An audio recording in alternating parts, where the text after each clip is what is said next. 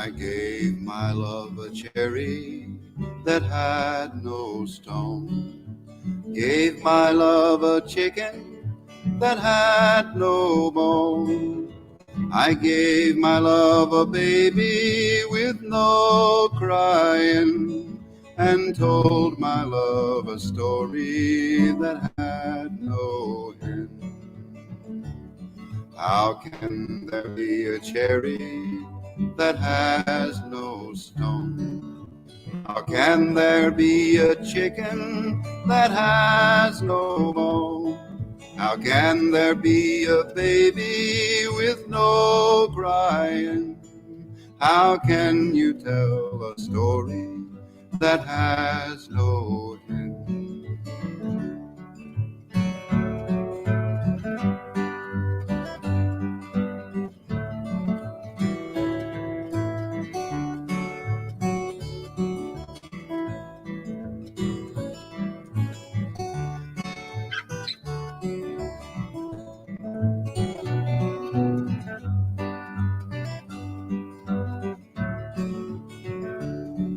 A cherry, when it's blooming, it has no stone. And a chicken, when it's pippin', there is no bone. A baby, when it's sleeping, there's no crying.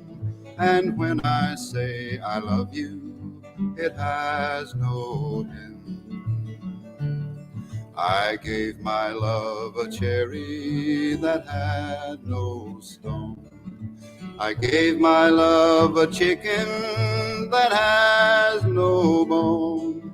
I gave my love a baby with no crying, and told my love a story that had no end.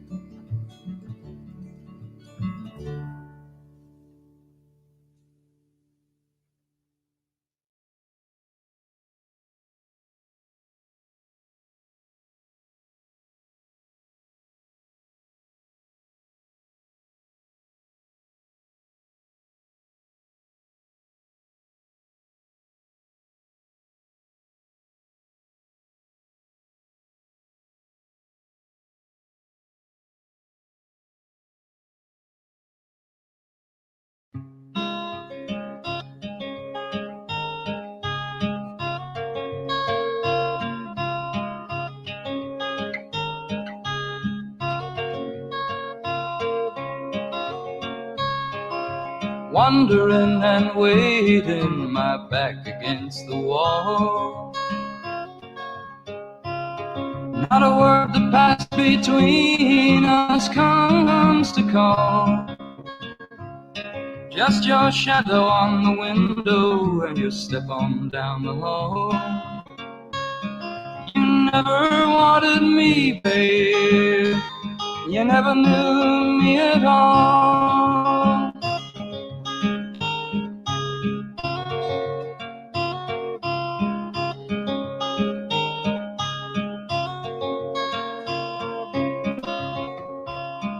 I haven't any picture to set before my eyes. Nothing to blame when the blues start to rise. Just a memory of laughter and the living out of lies. And if I could change my ways, babe, you'd never said goodbye.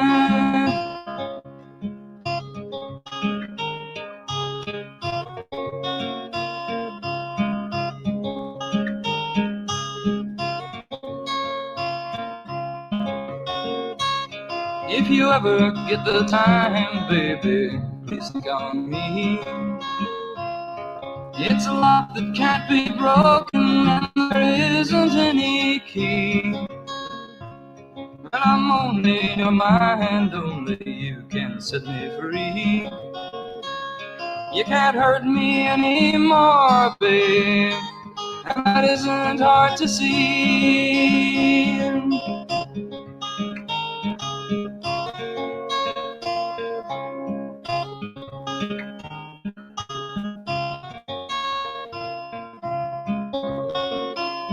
Someday someone will leave you, and then know you'll feel the same.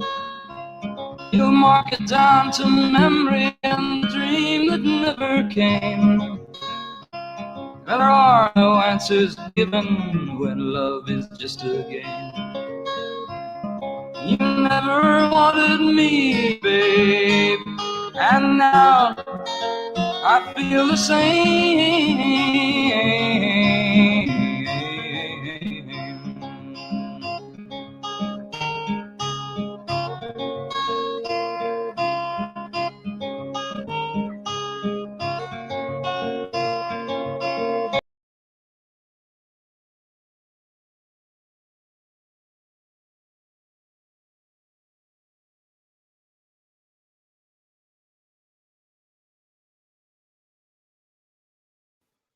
Oh, the moon was cold and raw as we loaded at Park Royal with a cargo of barrels that was 50 tons or more. 'Twere the finest you ever saw. Finest you ever saw. Finest you ever saw on the Union, Staffordshire or Birmingham Canal, were the finest you ever saw. In winter's icy claw, no road nor rail at all, it were left to the narrow boats to get the cargo through, to the finest you ever saw. Finest you ever saw. Finest you ever saw on the Union, Staffordshire or Birmingham Canal, were the finest you ever saw. Away from the wharf we draw, with the party close behind. We'll be back down from Birmingham in under 7 days, on the finest you ever saw. Finest you ever saw. Finest you ever saw on the Union, Staffordshire or Birmingham Canal, were the finest you ever saw. At last by the lame jackdaw we are moored and the casks are away. But word is up from Acton that they need us once again, need the finest you ever saw. Finest you ever saw. Finest you ever saw on the Union, Staffordshire or Birmingham Canal, were the finest you ever saw. To the tunnel's dark wet moor, and on flue flies we see. Past Park Bridge and Winding Hole we battle through each mile, on the finest you ever saw. Finest you ever saw. Finest you ever saw on the Union, Staffordshire or Birmingham Canal, were the finest you ever saw. Now a strong pint we'll draw, at the Brewers' Wharf we lie, where a pair down from Birmingham in 37 hours, were the finest of them all. Finest of them all. Finest of them all. We're a pair down from Birmingham in 37 hours. We're the finest of them all.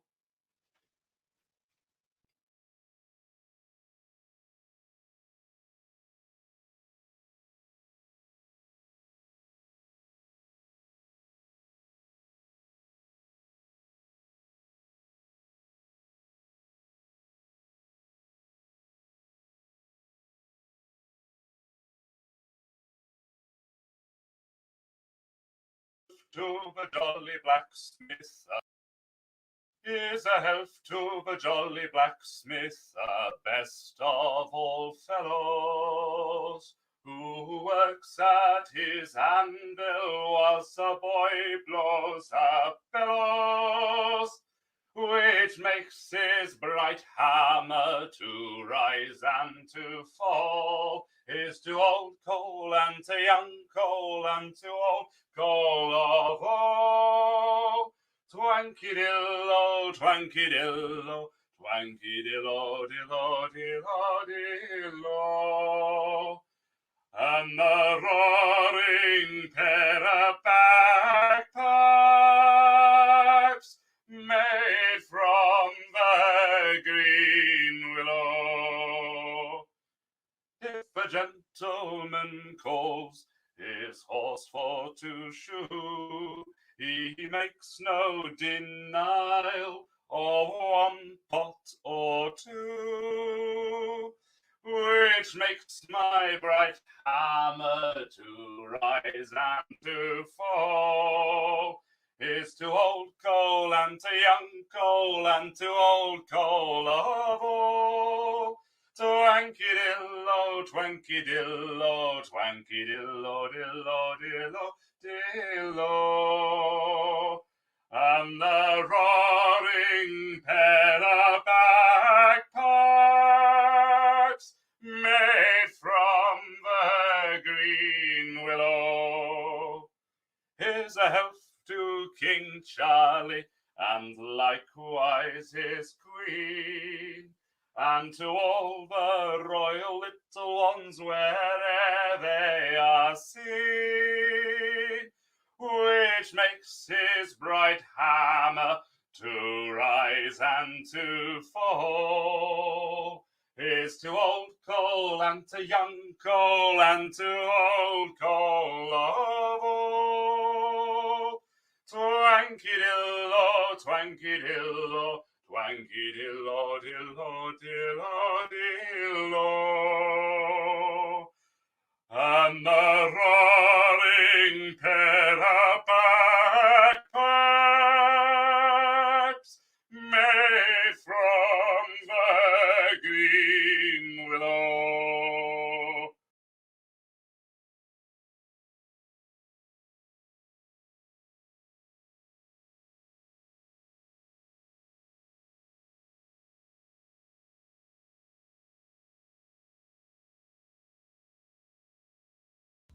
Hatred and trouble.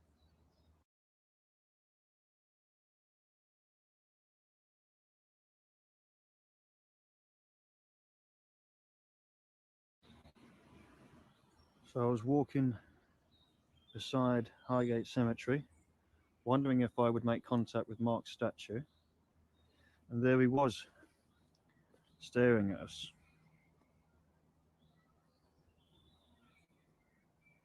Look how ominous he looks.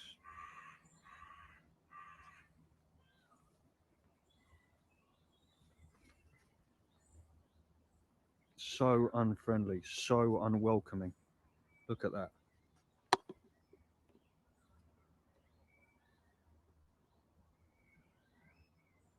Protected grave that you have to pay to see. So they've made his shrine a grave. So, you know, you can't request to take it down because you're desecrating a grave, aren't you? But literally, so many millions of people know that face because it's been used as a representation of their suffering. And here, in one of the most expensive places to be buried, in one of the most expensive and elaborate parts of London, there sits the protected statue which you have to pay to see.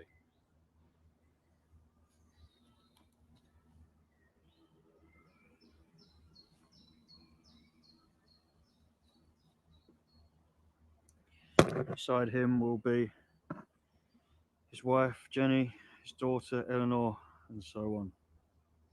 There lies a whole world of hatred and trouble.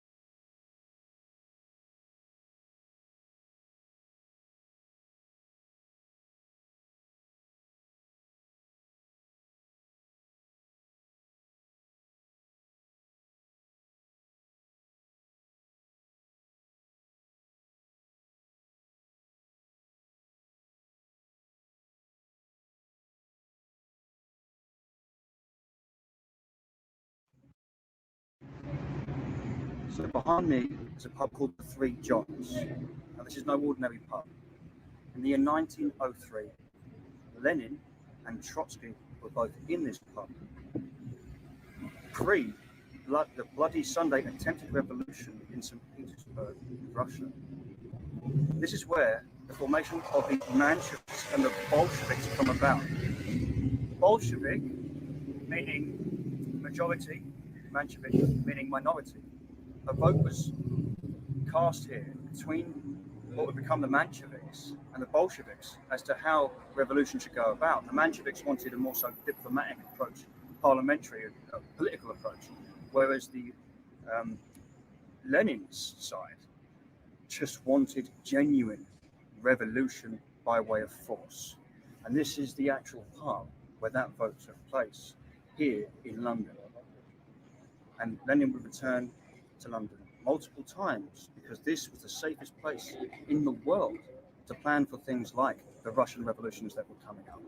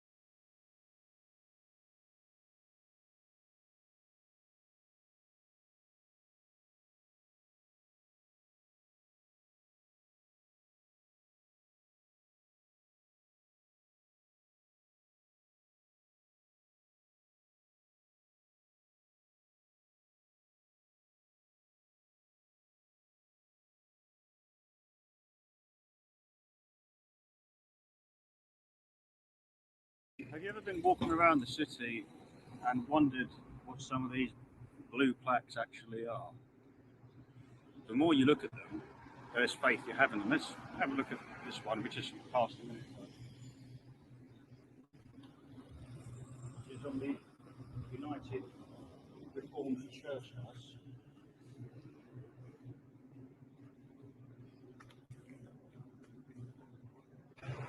Frederick Park, Stella and Fanny Victorian cross-dressers, lodged at 13 Wakefield Street on this site, 1868 to 1870. So, it's up to you what you think of that, isn't it, really? Is that what you want on the side of buildings? Is that what bravery looks like? You tell me.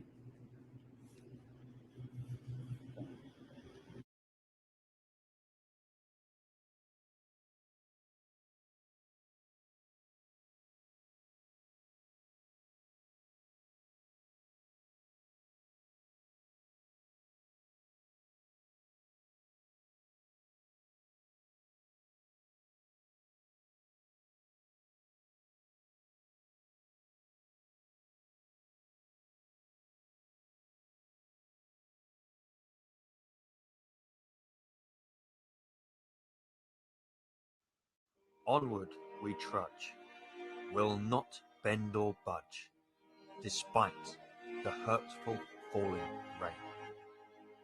Forward we ram, will act as a dam, despite the pounding pain. Forth we'll ride, with the winds at our side, along our lonesome lane. Into the breach we'll go till we reach our rightful and hijacked reign. Deny us no more who we are for sure. We know we are not all the same. We've no time for lies in clever disguise, and we're done with your one-sided game.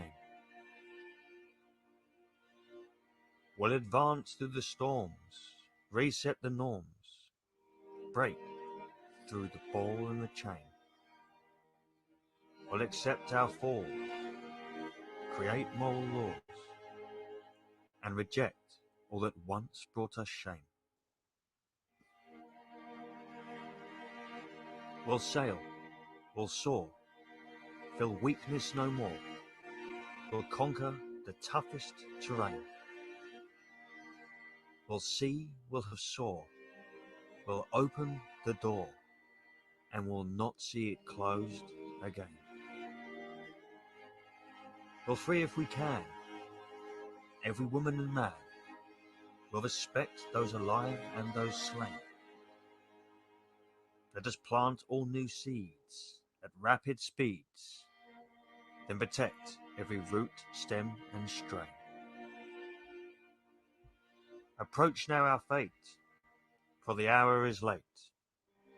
We've much to retrieve and retain. Ready are we, be it land or by sea, to trade in our loss for our gain. Ask me not why, I need not reply. Some things I have no need to explain. Let us plan how, and each pledge our vow, until we find glory again.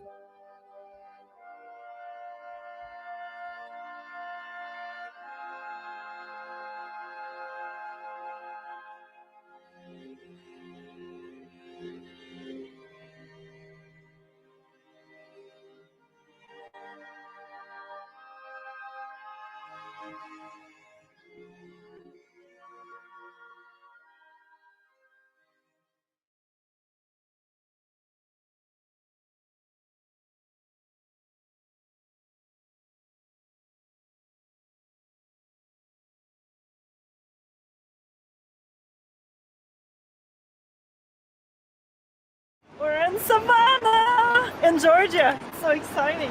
I love exploring new places. So let's get going. We made it to Cumberland Island.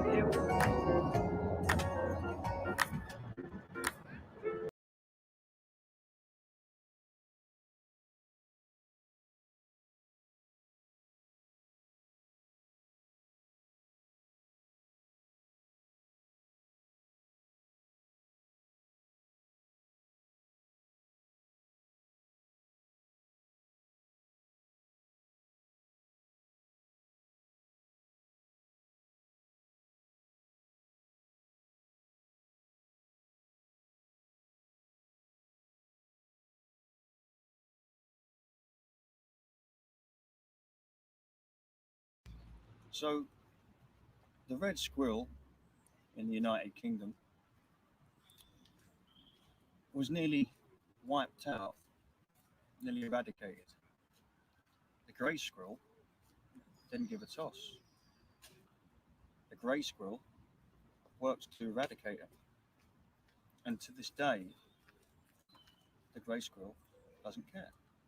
So one day, unless something does it to the grey squirrel, it'll forget that the red squirrel ever existed. And ultimately, it was only down to the red squirrel, or people that care about the red squirrel, that can save it in the past, present, or future.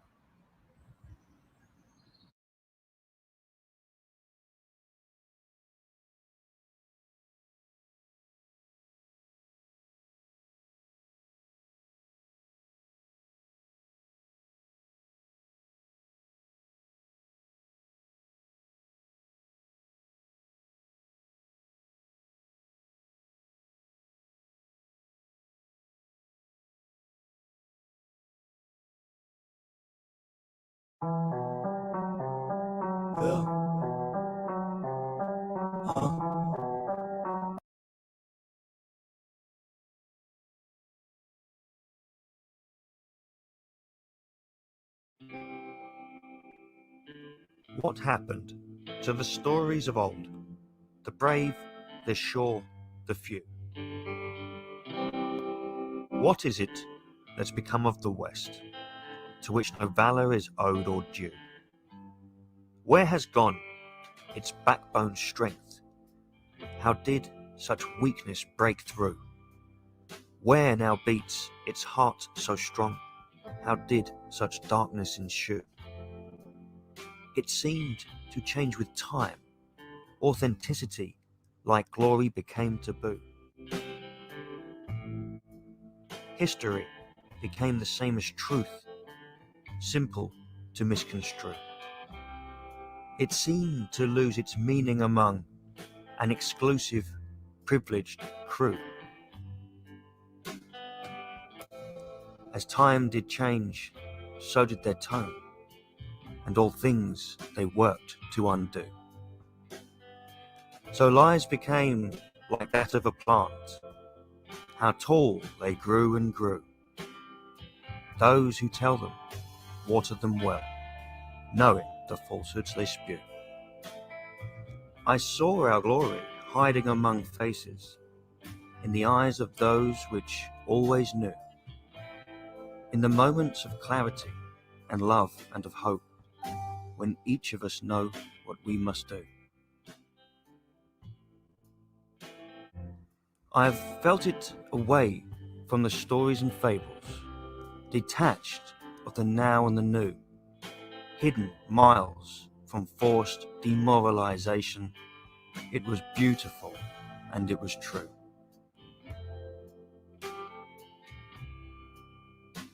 So on I search for minds and moments, the ones they can't subdue.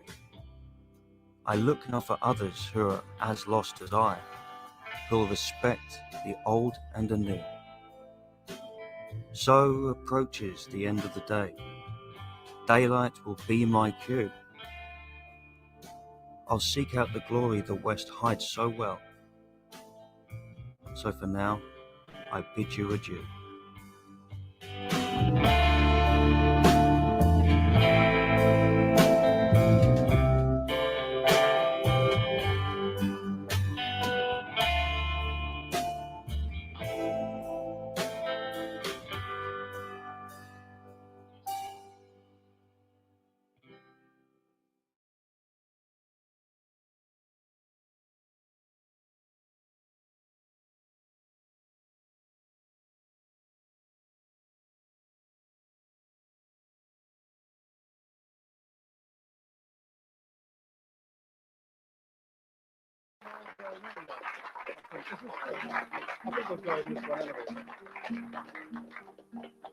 Oh, the summer time has come, and the trees are sweetly blooming.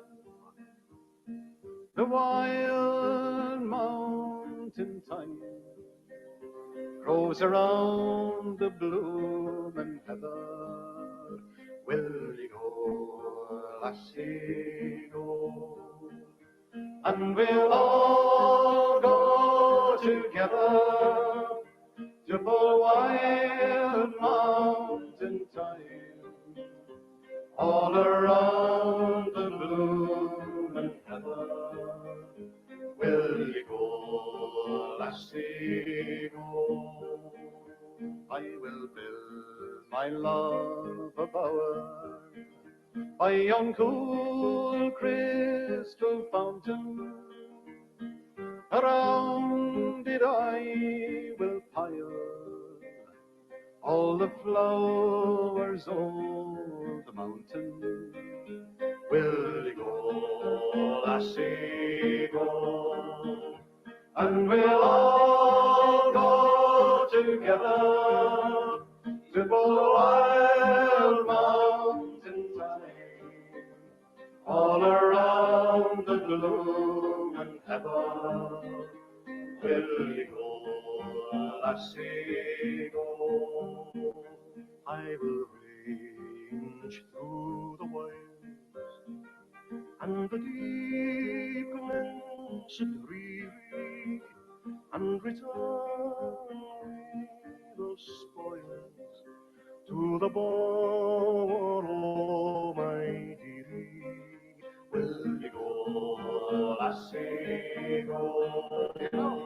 And we'll all go together to the wild mountain thyme, all around the blooming heather. Will you go, lassie, go? If my true love, she won't come, then I'll surely find another to full wild mountain thyme, all around the blooming heather. Will you go, lassie, go? And we'll all go together in the wild mountain thyme, all around the blooming heather. Once more. Will you go, and we'll all go together to the wild mountain plain, all around the blooming heaven. Will you go, lassie?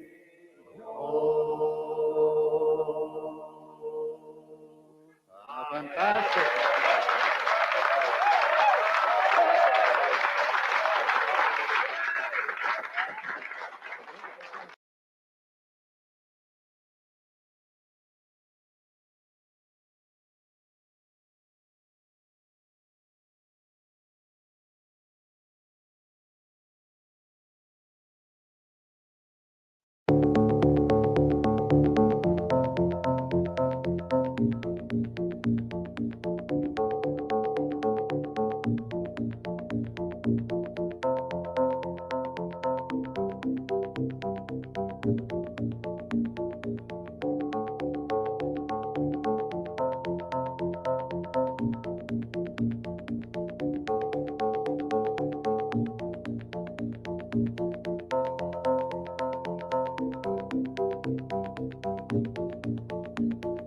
Frozen out of focus, the Sunday crowd started dreaming of television, turned up too loud, and coded conversation, half-baked and tired, left us sleepy on black tops burning the motor mile.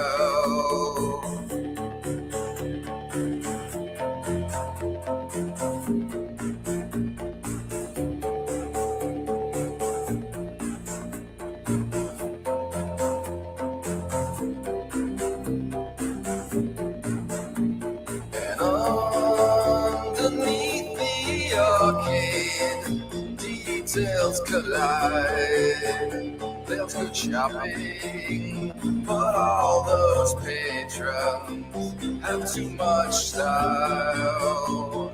And moving in slow motion, the boulevard started seething with hip half ravers and techno bars.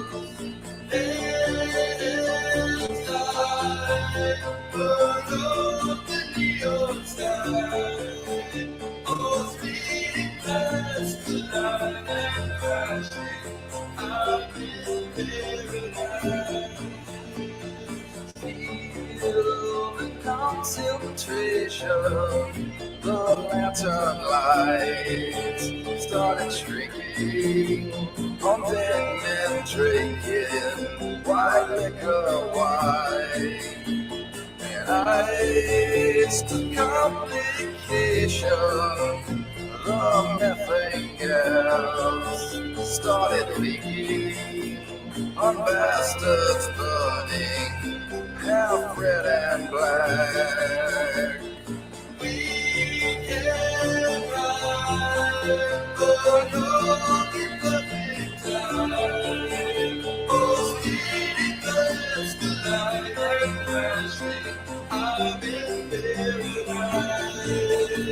And standing at the gates of MC State Fair, saw you smoking with all those new friends you've got to spare.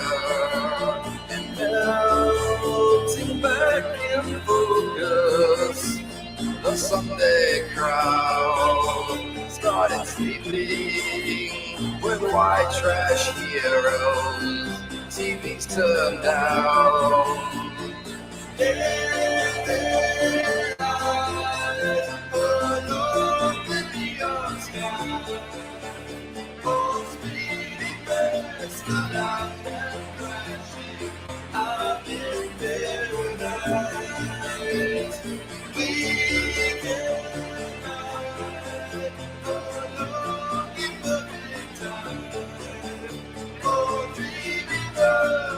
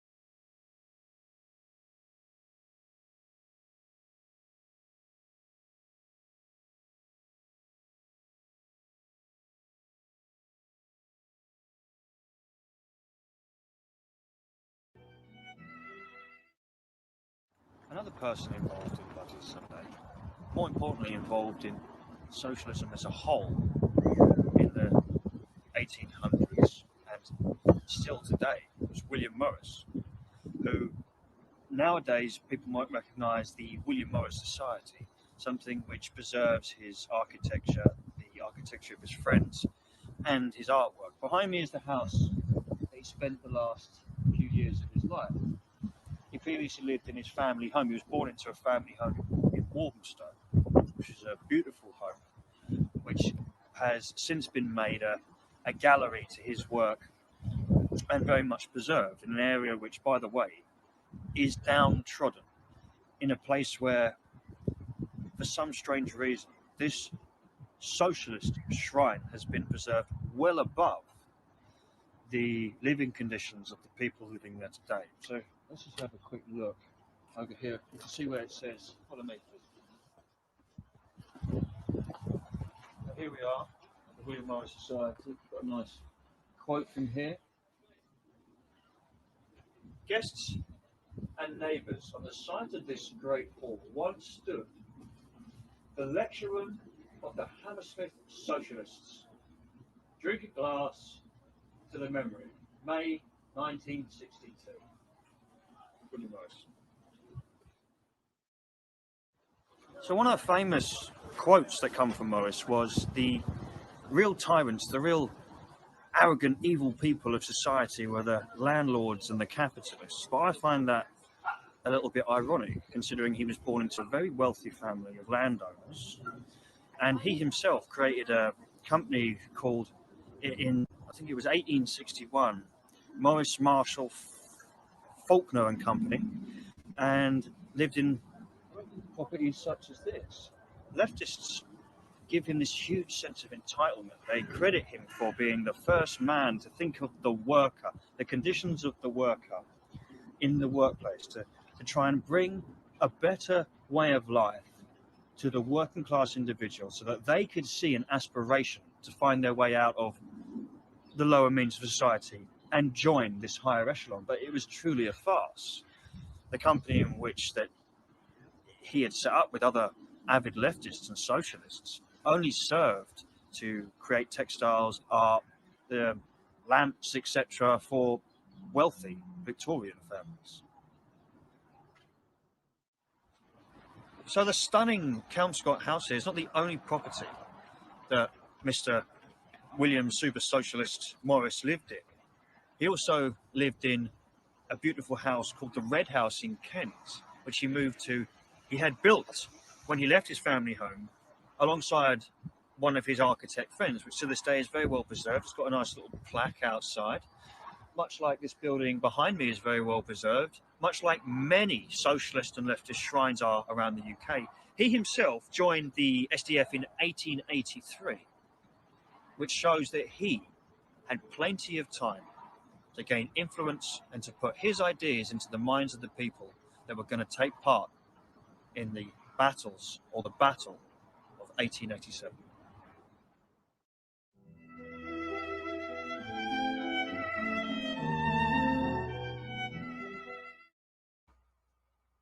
William Morris had been given credit for being a wonderful artist and a promoter of workers' rights, but his views and thoughts express a very different reality.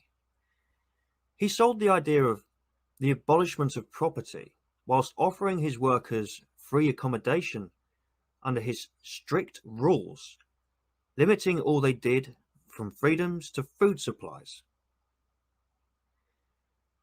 The reality of the Industrial Revolution was in fact a cruel one, which saw what we would only describe today as the normalization of child slavery and child cruelty in the workplace.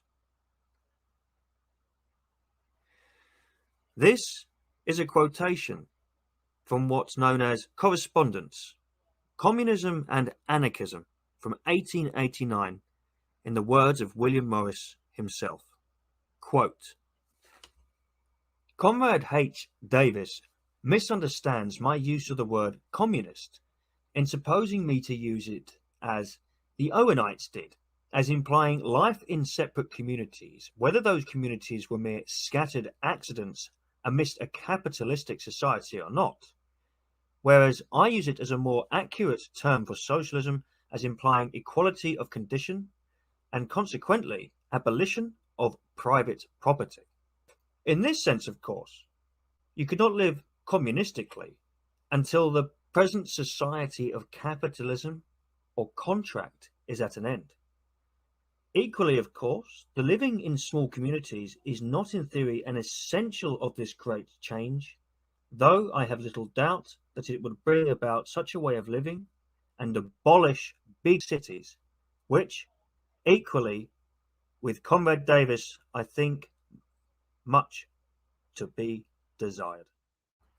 William Morris didn't just concern himself with upper class circles of socialism and wealth, but being a member of the SDF, he would often march on the streets with names such as Annie Besant and Eleanor Marx, showing his willingness to get involved at a street level.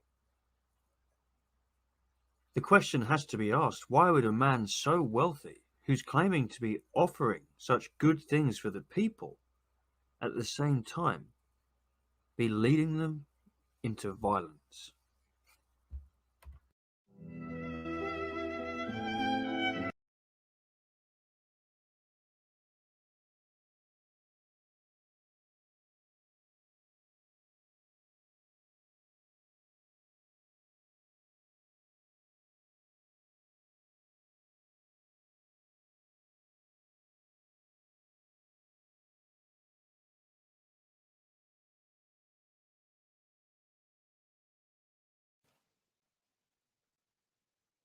We'd be alright if the wind was in our sails. Oh, it'd be alright if the wind was in our sails. Oh, it'd be alright if the wind was in our sails.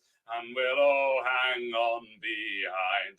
And we'll roll the old chariot along. We'll roll the old chariot along. We'll roll the old chariot along, and we'll all hang on behind. Oh, it'd be alright if we make it round the horn. We'd be alright if we make it round the horn. Yes, we'd be alright if we make it round the horn, and we'll all hang on behind. And we'll roll the old chariot along, we'll roll the old chariot along, we'll roll the old chariot along, and we'll all hang on behind. Well, a night's watch below wouldn't do us any harm. No, a night's watch below, it wouldn't do us any harm. Well, a night's watch below wouldn't do us any harm, and we'll all hang on behind. And we'll roll the old chariot along, we'll roll the old chariot along, we'll roll the old chariot along, and we'll all hang on behind. Well, a drop of Nelson's blood wouldn't do us any harm. No, a drop of Nelson's blood, it wouldn't do us any harm. No, a drop of Nelson's blood wouldn't do us any harm. And we'll all hang on behind. And we'll roll the old chariot along, we'll roll the old chariot along, we'll roll the old chariot along, and we'll all hang on behind. Well, a night on the town wouldn't do us any harm. No, a night on the town wouldn't do us any harm. No, a night on the town, it wouldn't do us any harm. And we'll all hang on behind. And we'll roll the old chariot along, we'll roll the old chariot along, we'll roll the old chariot along, and we'll all hang on behind. And we'll roll the old chariot along, we'll roll the old chariot along, we'll roll the old chariot along, and we'll all hang on behind.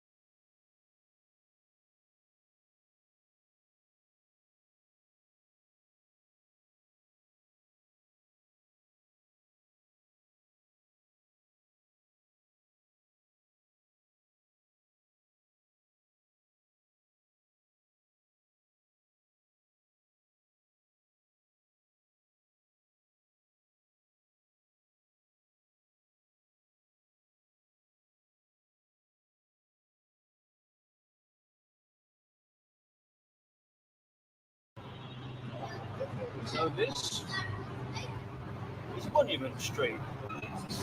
Just behind you is the famous Pudding Lane, where the Great Fire of London is said to have begun. And what you was just looking at, what we're looking at, is the monument to the Great Fire of London.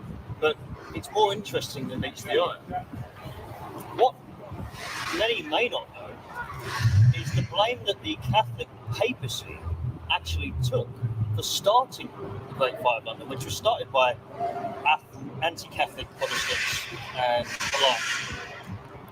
The accusation was once on the monument itself, but was chiselled out in 1830, though we see it mentioned on a plaque placed on the side of the monument still today. In 1680, the Court of Common Council ordered that an inscription in Latin and in English be fixed on the monument to signify that the city of London was burnt and consumed with fire by the treachery of the so-called Catholic Papists in September in the year of, quote, our Lord.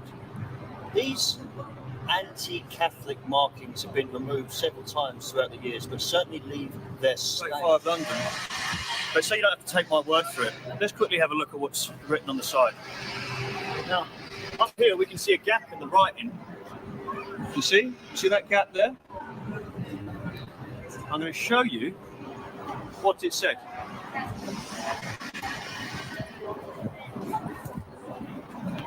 And this is the Catholic Church being blamed for the Great Fire of London. But popish frenzy, which wrought such horrors, is not yet quenched. These last words were added in 1681. Bear in mind, the Great Fire of London was 1666. And finally deleted in 1830. Well, they're still here, technically, as is the bad taste in the mouth of the Catholic kingdom, I can imagine. This monument, and what's been scratched out, wasn't necessarily made in respect to the victims, but seems almost like it was made in disrespect to the opposition of the new leadership of Great Britain.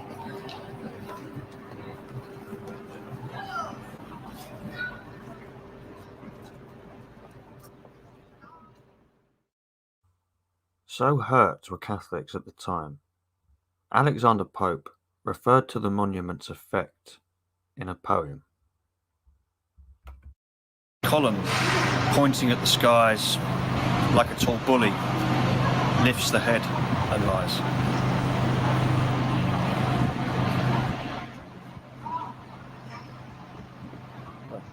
So I'm here at the stunning St Paul. Some people find it stunning, other people find it borderline offensive.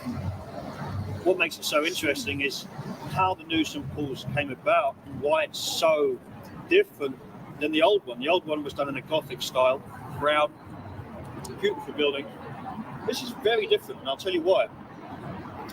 Once the Papists of Catholicism had received the blame for the Great Fire of London, the monarch and the powers that be went about rebuilding London to benefit them and the new Protestant regime. So this was actually built in an imitation of the Basilica in the Vatican, which isn't so much to compliment because that's a Catholic kingdom.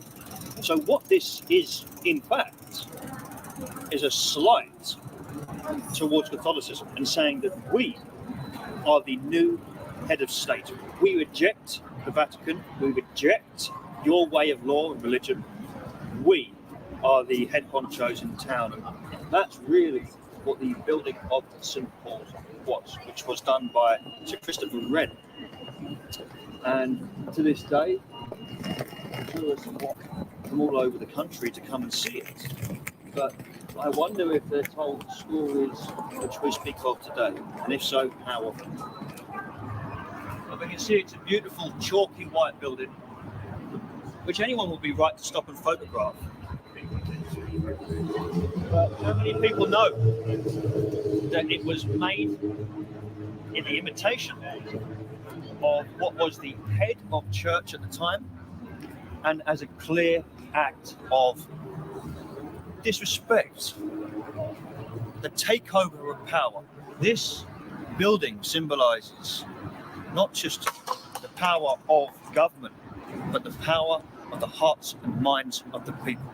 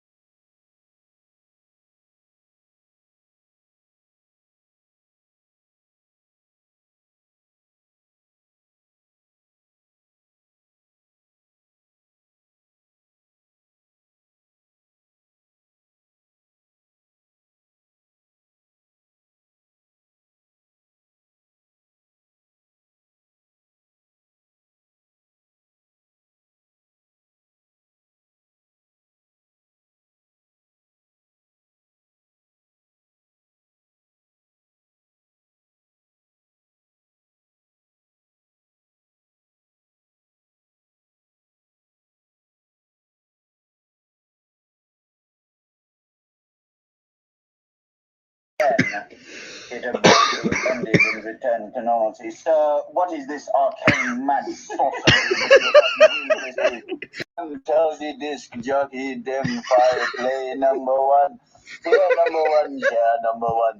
Enough of them miss see them one betray number one. Bear number one, player number one. Tell the disc jockey them fire play number one. Here number one, share number one. But that one your name. I will never stop, always keep the fire burning. I will never stop, blaze. But that one your name. One your name, blood out the chichi, burn out the city. Batty them fuckers and suck too much pussy. Blood out the chichi, burn out the city. Oh my god. You know, see them deal with too much any quit TTTTD.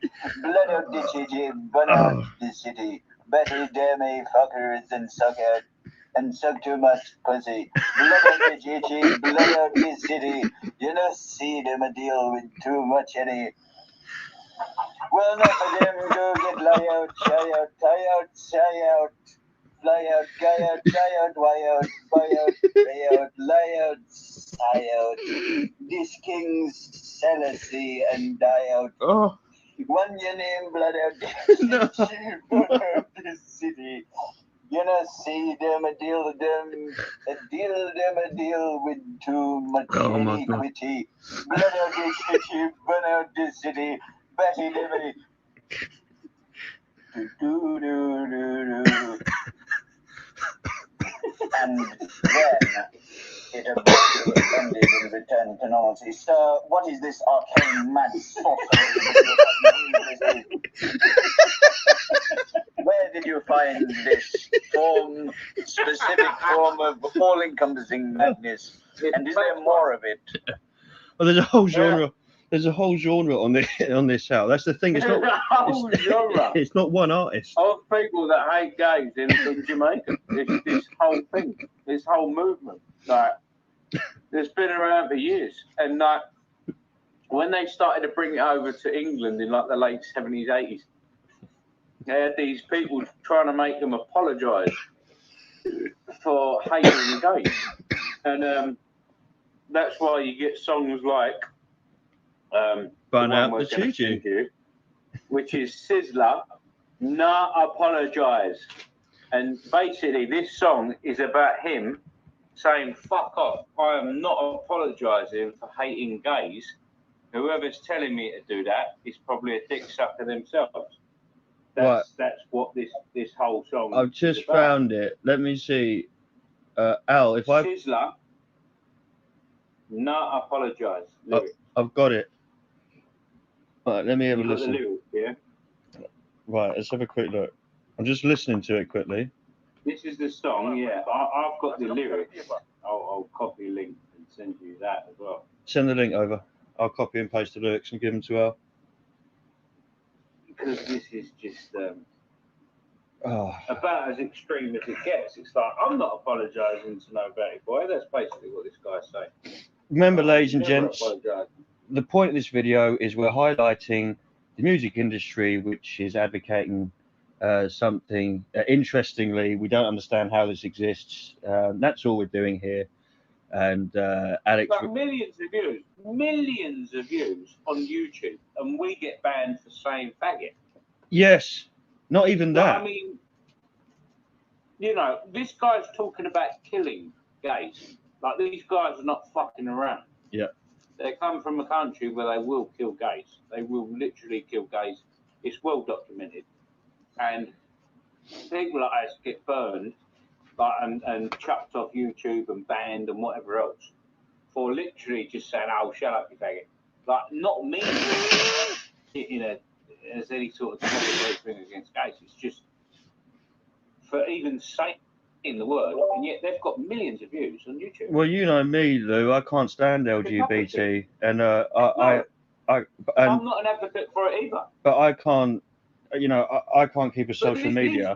These guys are deliberately going out their way to hate gays. Like, I mean, they literally, like, they absolutely hate them and would like to see them killed. Yet they're still allowed on YouTube to have millions of views. Yeah. Like, it doesn't make sense. If you're going to be consistent, YouTube, I mean, we're just pointing out the hypocrisy. That's it. Let's have a look at Whatever these your lyrics. views of them are. Let's have a look at these lyrics. You know, it's blatant hypocrisy. Not okay. Okay, Al, I promise you won't have to do any more after this, yeah? This is our final request. But as an audiobook narrator, you're just overqualified for this, and we just feel we need you to help us in this task. No, perfect. You know? Best man for the There's job. no one better. Yeah. No one better for this job.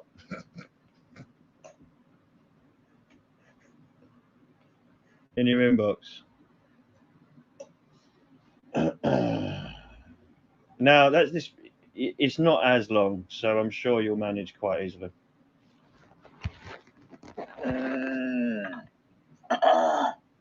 Let's see.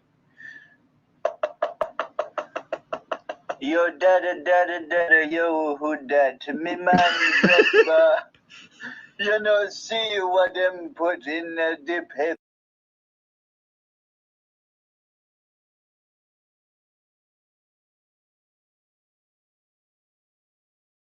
Them talk about safe. I apologize to Hang Batty on, Boy. where are you reading this from? You've missed it. You've missed the top. I want to hear knock, knock, knock. No skip. The knocking happened, and you are slow. Oh, I'm sorry, The mate. Germans have a word for you, sir, and it is behindert. Right. Means retarded. Let's proceed without further ado, while I get in the rhythm. Coming in. Coming in. Me man, bread, but you know, see, them put in the paper, them talk about safe. I apologize to Batty Boy. Apologize, them I apologize to ya. Gunshot, them I get. Now this is an anthem. Blaze up the fire, push up your hands, them. Big up the lioness with the lion, them. Aha, fire.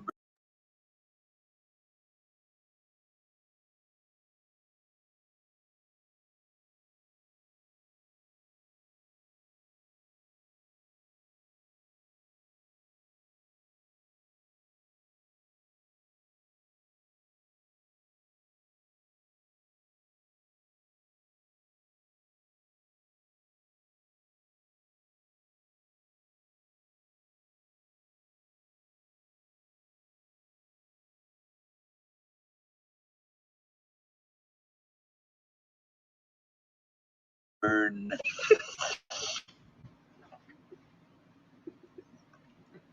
Me say, Holy Emmanuel, I, King Selassie, I, Rastafari, it is good to give thanks unto the Most High. King Selassie, I, and King praise unto his name most high. Rastafari just throw forth his love and kindness in the morning and the faithfulness every night upon an instrument of 10 strings. All right, take it to them, King, beautiful people. Kalonji love ya. Honor thy mothers and thy fathers. But here's the judgment, all Can't right. understand a thing. I know, hold on. You're doing a great job. I just mean it's the structure is crazy. Go on, carry on. You're doing a great job. Rastaman, don't apologize. You have to read a third of it in order to get into the atmosphere. Rastaman, don't apologize to no batty boy if you diss King Selassie. I me gunshot you, boy. Give me the hole and the girls, them, cause them have the joy. In the lake of fire, me dash you, boy. Batman, don't apologize to nobody. It's black people, me gun will shot you, boy. Give me the hole at the girls. Them calls, them have the joy. In the lake of fire, me dash you ahoy. The girls, them sexy and them pussy fat. Yeah, all the girls, the boys, them looking at. Some boy bow down, doing what? Nothing in the world could ever have me doing that. I don't care if they ban me. Damn me, say, fi bun batty man. Yuck, it's cyan wrong me. Yo, me not born over England, a real African this, real Restaman this, boom. Gone like them smart and gone like them crafty, yo, shoot them in a them heart, them too fucking nasty, the gal, them have the pussy and this stiff titty and the cute face and the boy, them walk passy, damn it's the lyrical phase, this alone make them fret. In the biblical days, we used to stone them to death. Whoa, these sexy girls, them is sex. And when me say bun batty man, no vex them. Where them come from, they must have parents. So how the fuck them gone the wrong way and the right a rear and all right. Big piece, so glad disappear them. Go make them know, say we no fear them, not them. We don't walk in batty man yard. We don't give a fuck if them ban we from Scotland Yard. Yo, King Selassie, bun Babylon, because them have brought me hail the King and Lord of Lords. Me say, push up the lighter, them blaze up the torch. When me done, bun them motherfuckers, let them roast them or leave a parch.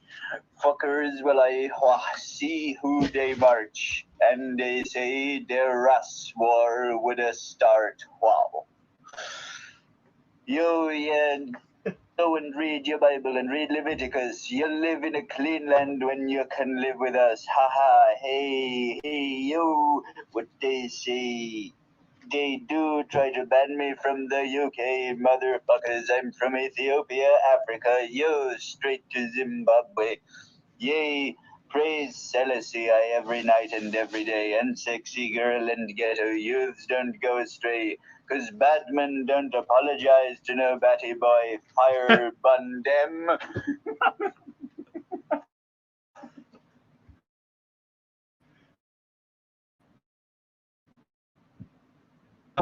I am impressed and proud. That's all I can say. I think that was done beautifully, especially for your first go. If you was to send that in, I think they'd say this guy's got potential. This guy has got Mate, Yardy potential. I'm telling you now. Number I one. laughed at that in a long time. No, same. I was, yeah, I was in bits. Bad man don't apologise to no batty boy. Mate, I can barely fucking breathe. The one that kills As soon me as I heard that. is when he says, or is when he talks about women's genitalia, like when he just talks about it. That one kills me, honestly. So let me get this straight. These guys want to toss the liberals into infernos. Yo, And they openly affirm this. Yeah, Yeah. don't Fed post. I see. I know you're going to say, No, for real. Like, let's be honest. What these guys are saying is they want to kill.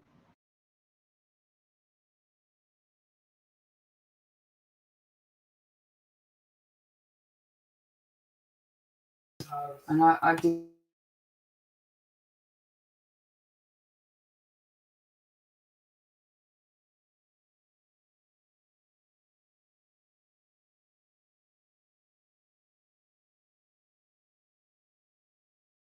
Gays.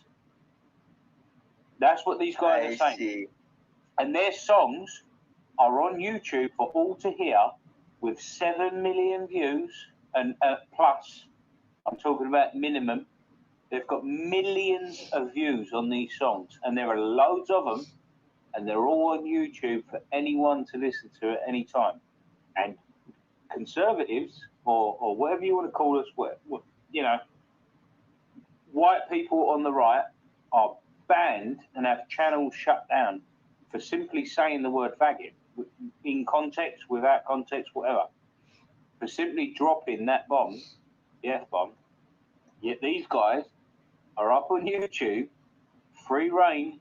Their songs get millions of views. There's no censorship. There's no, you've got to be 18 to watch it, whatever. we're not even Keep being censorship unfair, on Lou. there. You're not even saying, oh, look, we're not showing the usual hypocrisy of the left. This is straight up No. application of murder.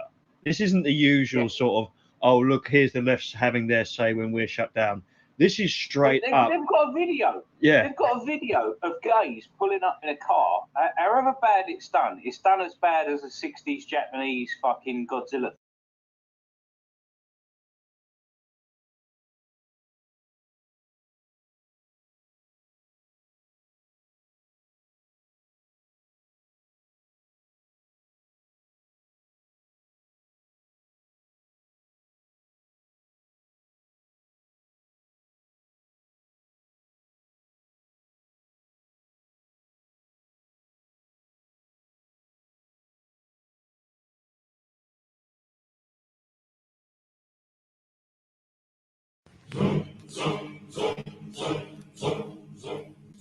He was just a rookie trooper, and he surely shook with pride.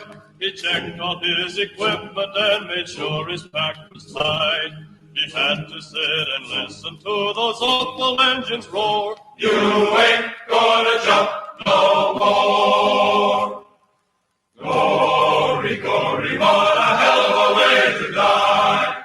Glory, glory, what a hell of a way to die. Glory, glory, what a hell of a way to die. He ain't gonna jump no more. Zoom, zoom, zoom, zoom, zoom, zoom. Is everybody happy? Cried the sergeant looking up. Our hero feebly answered yes, and then they stood him up. He jumped into the icy blast, his static line and hook, and he ain't gonna jump no more. Glory, glory, what a hell of a way to die. Glory, glory, what a hell of a way to die. Glory, glory, what a hell of a way to die. He ain't gonna jump no more. Zoom, zoom, zoom, zoom, zoom, zoom, zoom. He counted long, he counted loud, he waited for the shock. He felt the wind, he felt the cold, he felt the awful drop. The silk from his reserve spilled out and wrapped around his legs, and he ain't gonna jump no more. Glory, glory, what a hell of a way to die. Glory, glory, what a hell of a way to die. Glory, glory, what a hell of a way to die. He ain't gonna jump no more. Zoom, zoom, zoom, zoom, zoom, zoom, zoom.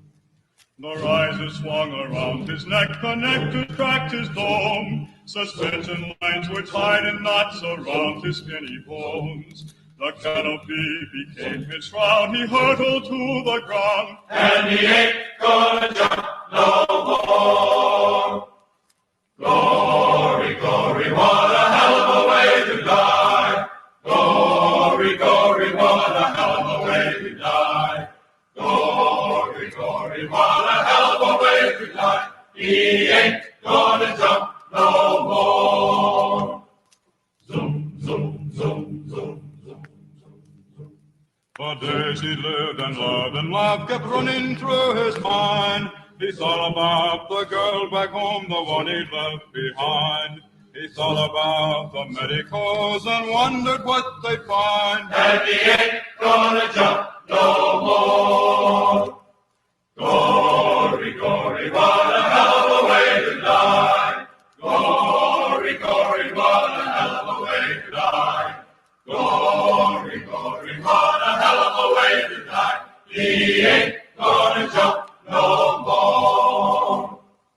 Zoom, zoom, zoom, zoom, zoom, zoom. The ambulance was on the spot, the jeeps were running wild. The medics jumped and screamed with glee, rolled up their sleeves and smiled. For it had been a week or more since last the shoe had failed. And he ain't gonna jump no more. Glory, glory, what a hell of a way to die. Glory, glory, what a hell of a way to die. Glory, glory, what a hell of a way to die. He ain't gonna jump no more. Zoom, zoom, zoom, zoom, zoom, zoom, zoom. He hit the ground, the sound was splat, his blood went spurting high. His comrades, they were heard to say, a hell of a way to die. He lay there rolling round in the welter of his gore. And he ain't gonna jump no more. Glory, glory, what a hell of a way to die. Glory, glory, what a hell of a way to die. Glory, glory, what a hell of a way to die. He ain't gonna jump no more. There was blood upon the risers, there were brains upon the shoes. Intestines were a-dangling from his paratrooper suit. He was a mess, they picked him up and poured him from his boots, and he ain't gonna jump no more. Glory, glory, what a hell of a way to die. Glory, glory, what a hell of a way to die. Glory, glory, what a hell of a way to die. He ain't gonna jump no more.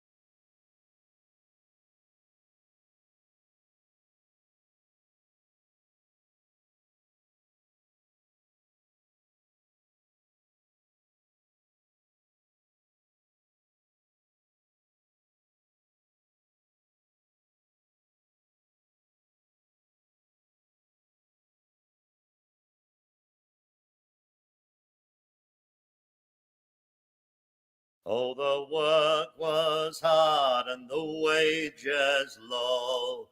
Leave her, Johnny, leave her. I guess it's time for us to go, and it's time for us to leave her.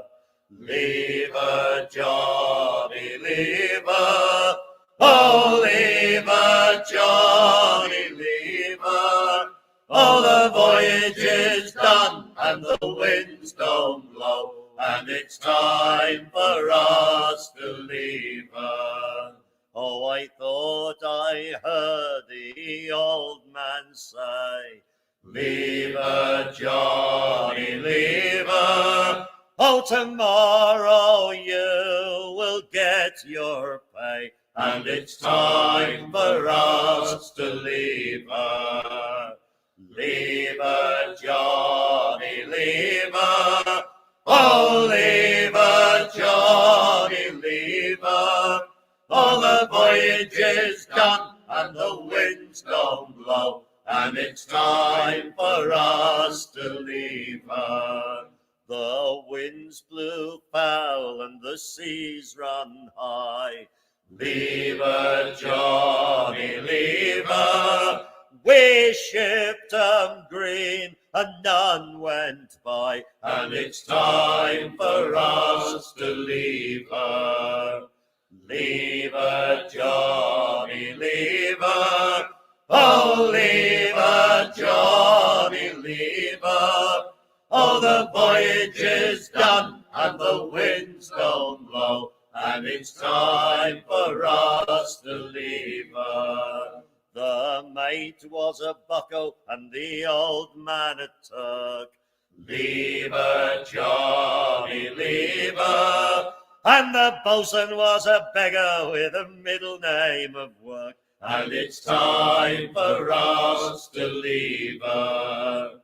Leave her, Johnny, leave her.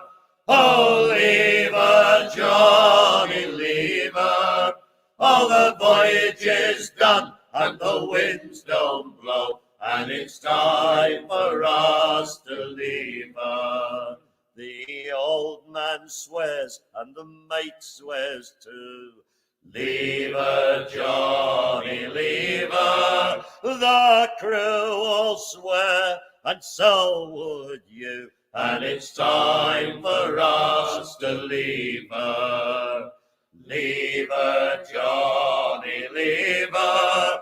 Oh, leave her, Johnny, leave her. Oh, the voyage is done and the winds don't blow, and it's time for us to leave her. The starboard pump is like the crew. Leave her, Johnny, leave her. It's all worn out and will not do, and it's time for us to leave her. Leave her, Johnny, leave her. Oh, leave her, Johnny, leave her. Oh, the voyage is done and the winds don't blow, and it's time for us to leave her. The rats have gone and we the crew. Leave her, Johnny, leave her. It's time, be damned, that we went to, and it's time for us to leave her. Leave her, Johnny, leave her. Oh, leave her, Johnny, leave her. Oh, the voyage is done and the winds don't blow, and it's time for us to leave her. Well, I pray that we shall ne'er more see. Leave her, Johnny, leave her. A hungry ship, the likes of she, and it's time for us to leave her. Leave her, Johnny, leave her. Oh, leave her, Johnny, leave her. Oh, the voyage is done and the winds don't blow, and it's time for us to leave her.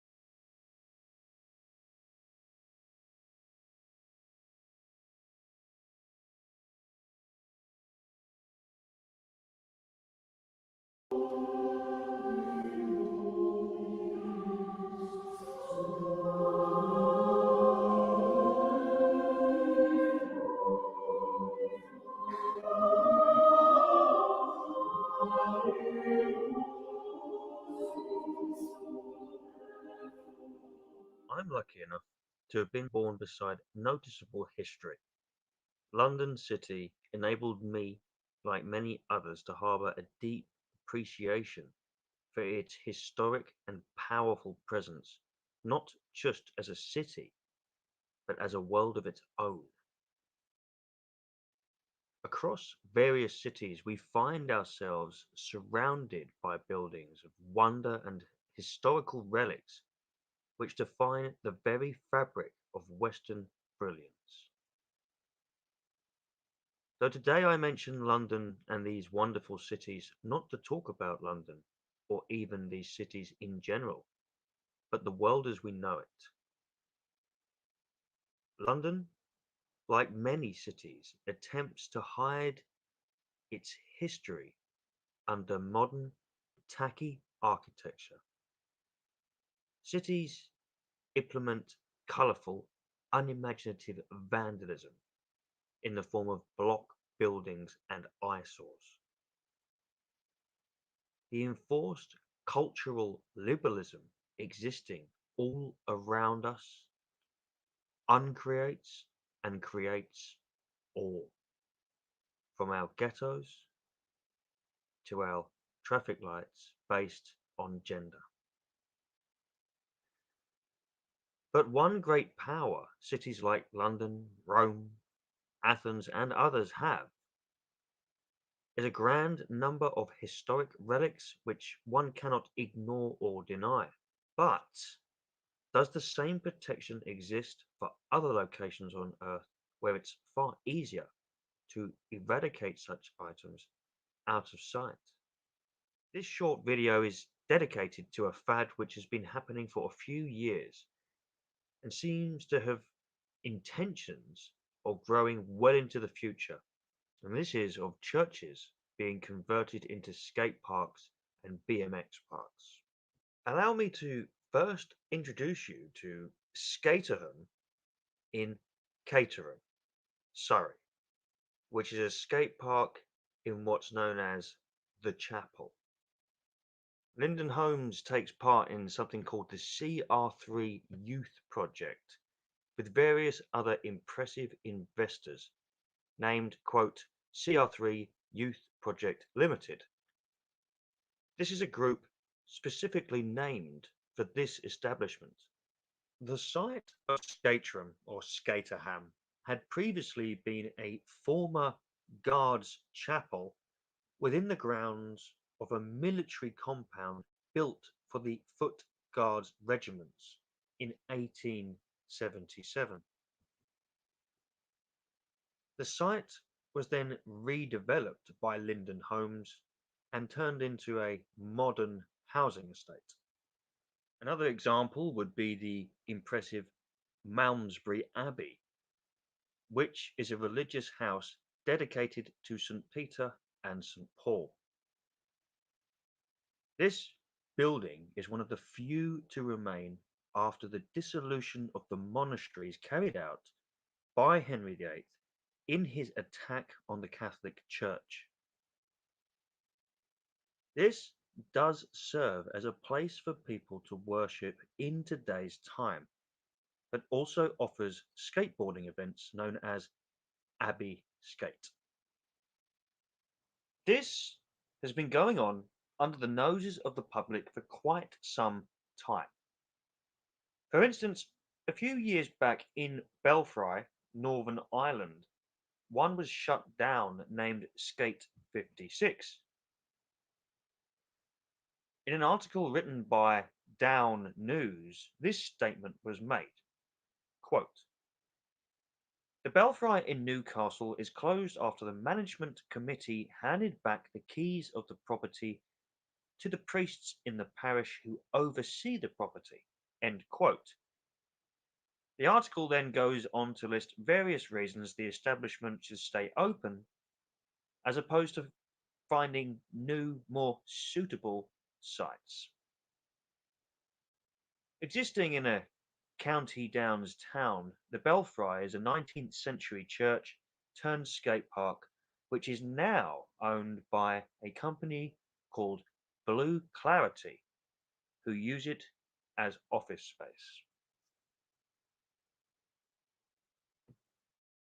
Our next site is a clear example of public vandalism against atheism and society. This is St. Liborius Church, which was once a Catholic domain. Renamed St. Liborius, situated in North St. Louis, America, which today also serves as a yoga and dance studio. The broad daylight assault on tradition, class, and culture is outlandish and seems free to spread its message across social media without fear of censorship or complaints. Red Bull have had 3 events in the shape of amateur contests with various other names advertised on their events poster.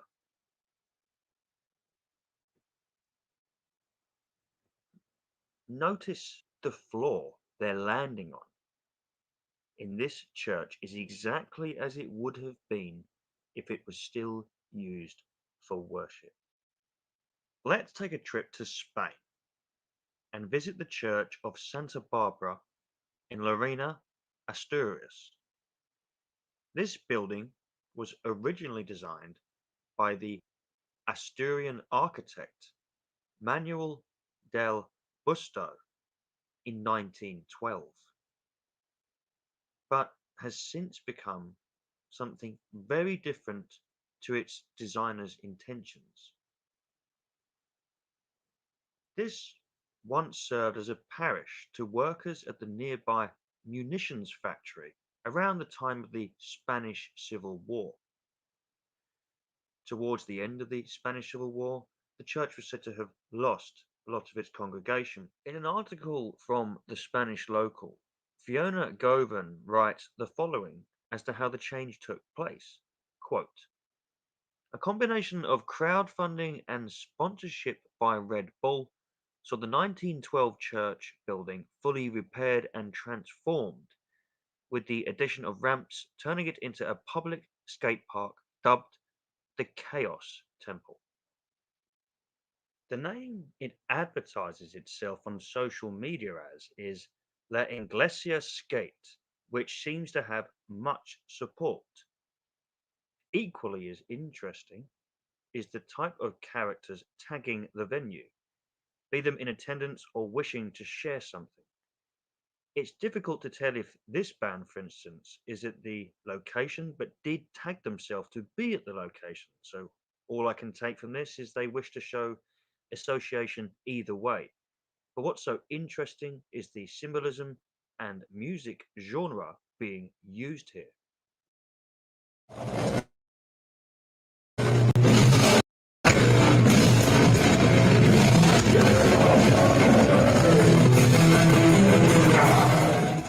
Mainstream media in Spain has offered its support and helped to showcase the once old-fashioned building's colourful imagery. To the trained eye, colour schemes and imagery can signify extreme leftism, following a code of conduct similar to that of the colours of LGBT. Artists, architects, councils, media representatives, and this colour scheme as a way of watering down individualism in the minds of those who see it everywhere they go. This location, and I suspected the artist to be of the liberal variety, to which I was not shocked when proved right. Oquadro San Miguel seems to stick to a colourful liberal style, as we see here in further images. It doesn't take much to create an image of what this artist is trying to create. Oquadro himself another church to paint in Morocco, which was equally as colourful on the outside as what he did to the Spanish church on the inside. If you need to get married In between your skate session, head down to Tube Station, a Christian faith-based organisation in Polzeath, Wadebridge, or if you fancy a swift pint in the House of God, Cafe Oliver in Utrecht is just the place for you. So as not to sound unfair, if we was to be practical, a skate park can be made in, on, or under any of the places of religious relevance to the lands in question. Available nearby, companies which fund many of these regimes would be able to afford plots of land, or councils could allocate them in industrial estates or a P1. Famous skate parks exist under bridges and within the walls of warehouses. The few historical items we are lucky enough to still have to this day. In today's time, one needn't look hard to find all types of elaborate and interesting skate parks or skate spots in locations which do not hold specific significance. Churches are turned into houses regularly, some at great expense to those doing it. Breweries and drinking venues. In my opinion, there is no excuse whatsoever historic locations to build modern skate parks, decorated with colourful or dark, sinister graffiti. The stained glass windows seem to look down in horror, as if the world beneath. Ultimately, only you can decide if you feel what you have seen here is acceptable or unacceptable. All I can ask is that you think for yourself.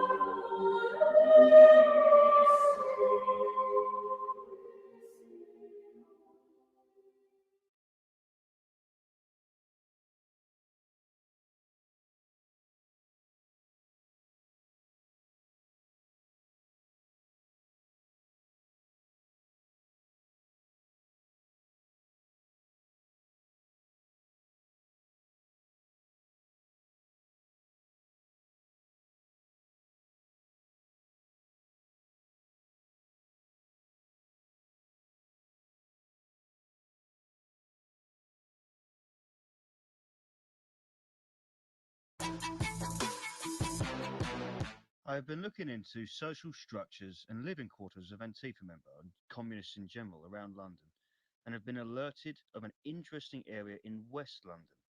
Militant leftists are all around if only you know where to look.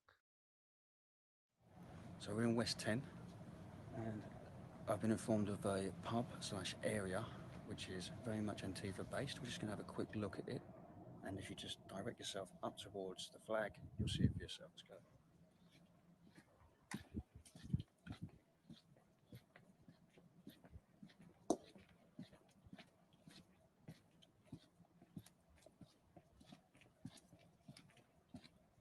See the anarchist sign just underneath it as well.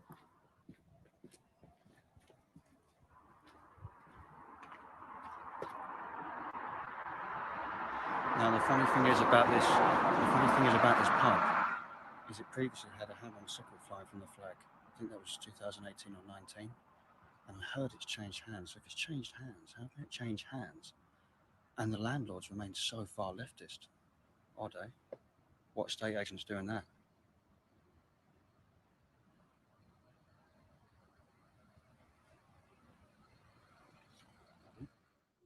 Right, so what I'm about to show you, we're in Portobello Road, Globo area, you know, very, very leftist. Over there is a sign which says, "You shall not pass."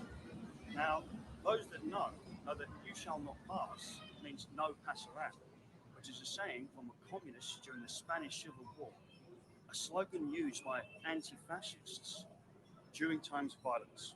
Let's quickly go and have a look. Basically, a code to the area. So even be allowed to do this.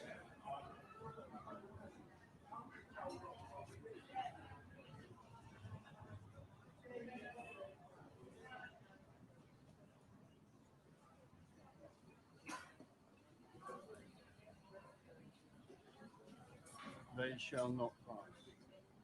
Check the date. Communist Spanish Civil War. Check all this.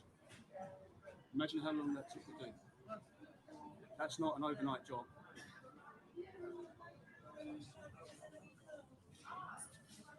And it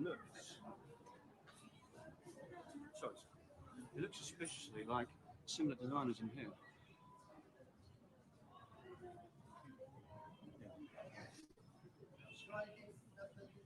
So point being, something that seems so simplistic or pleasant or just a bit of artwork is in fact a depiction of a communist era. If you know, you know. If you don't, you don't. Think for yourself. Now, call me picky, but I'm not going to be, I probably wouldn't be welcome on this tour, but I'm not entirely sure how much you would have to see, especially not that's positive anyway. If I was to give a Karl Marx tour, it'd sound a lot different than this one, I can imagine.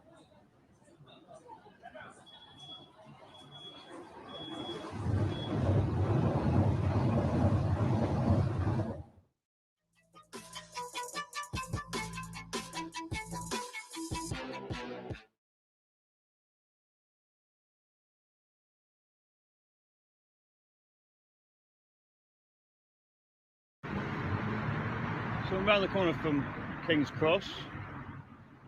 I decided to come and visit a very special little bookshop. Only you can be the judge as to how special you think it is.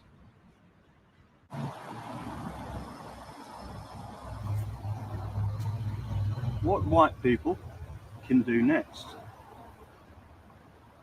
Racism in the British state.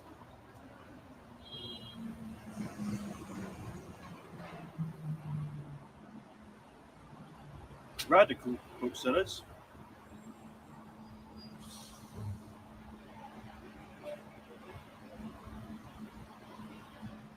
Anti-racist baby. Progressiveness on a level we cannot comprehend.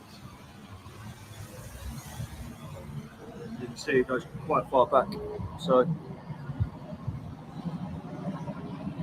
nice knows how they keep thinking of such ridiculous things to print, but they clearly are, because there's enough for this bookshop here.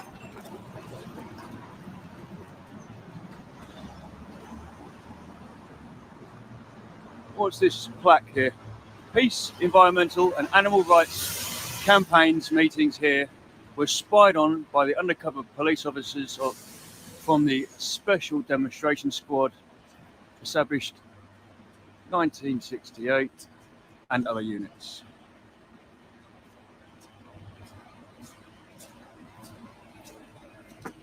Housemans, radical booksellers since 1945.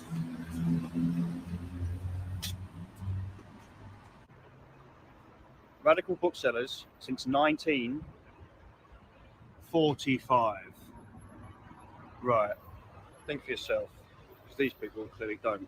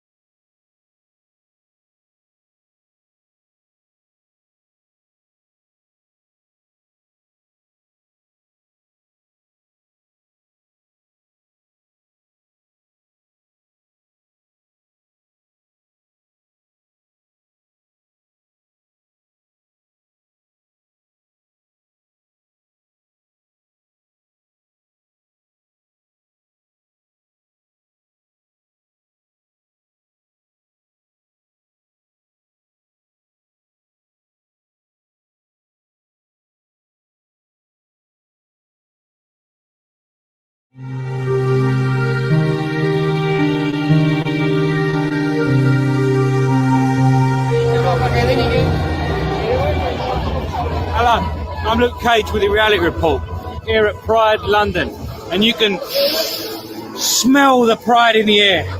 It's either that or lube, I ain't sure. For you, Antifa.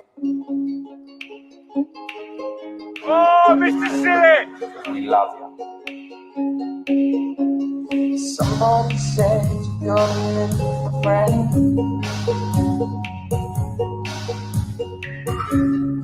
Does he love you better than I can? Chug, chug, chug, chug, chug, chug, chug, chug, chug. Big black sky over my town. I know where you're at, I bet he's around. Who's sweet? Yeah, I know it's stupid, but I just gotta see it for myself. I'm in the corner, watching you kiss him. Oh, hello, boys and girls. I'm right over here, but why can't you see me? Oh, I'm giving it my all, but I'm not the guy you're taking home. Ooh, I'll keep dancing on my own. Whoa.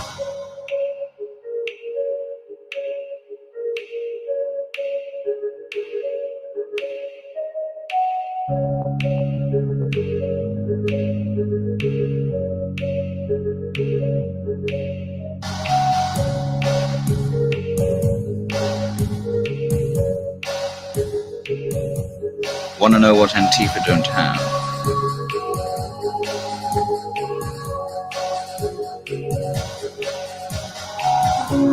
I'm in the corner, watching you kiss him. Oh, At the barriers of peace. right over here, but why can't you see me? Oh, No, look, see here, we're well protected. I'm giving it my all, but I'm not the guy you're taking home. Ooh, I'll keep dancing on my own. Whoa, I'll keep dancing on my own. Whoa, I'll keep dancing on my own.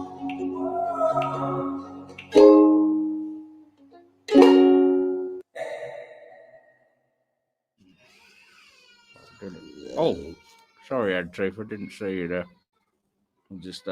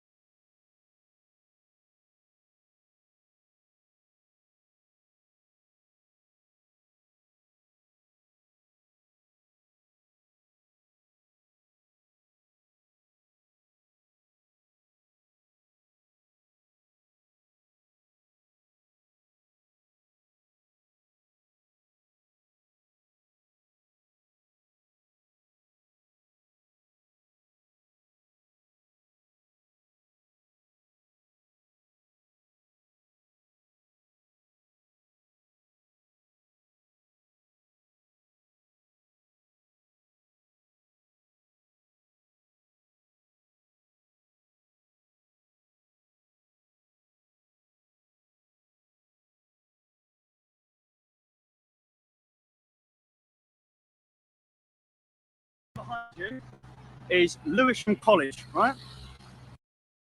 Which is a school known, a college known for taking on vulnerable students and people, right? Now, directly opposite it is Deptford Cinema, an Antifa hangout, which is advertised online. Let's go have a look.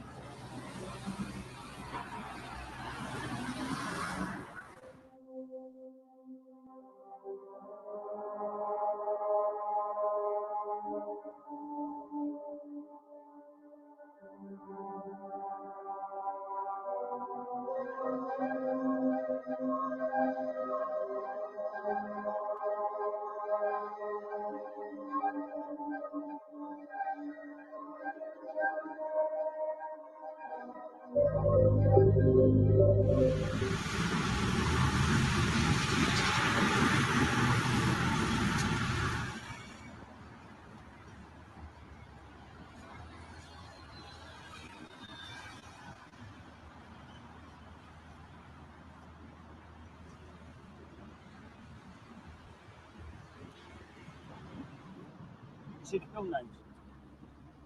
Come here. Can you see it in the shade?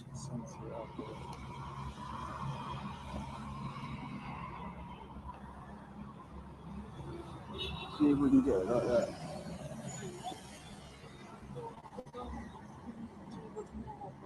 Battle Royale.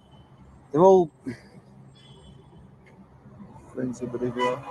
Yeah, they're not the sort of films you and I would go and see, mate. I think it speaks for itself. Oh, look.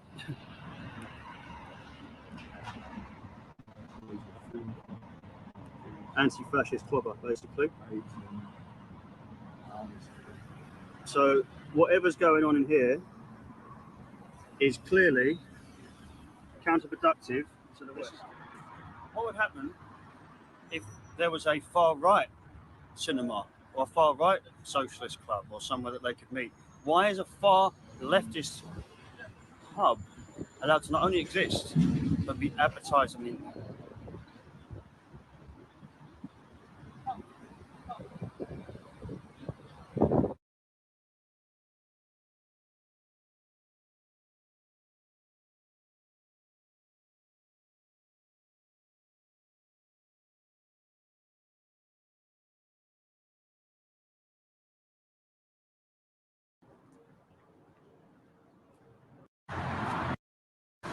Lewisham College, which is about to help vulnerable people.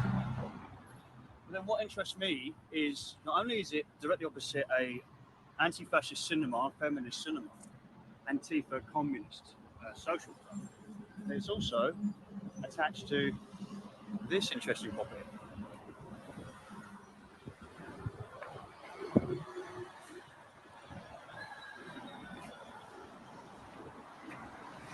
You can see that looks like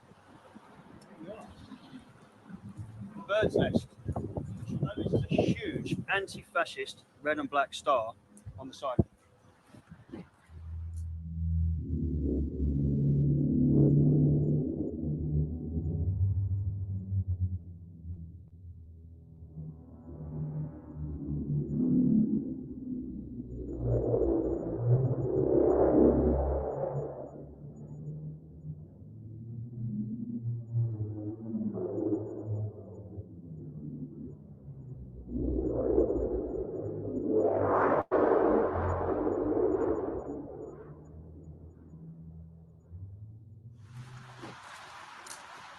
See that star? Blatant anti-fascist colours.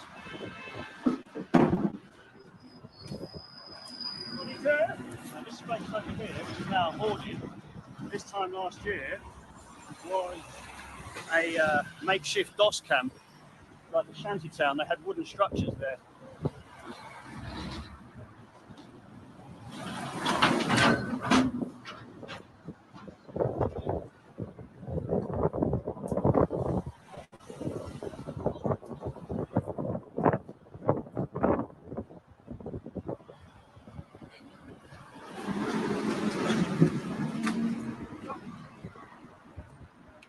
Keep going.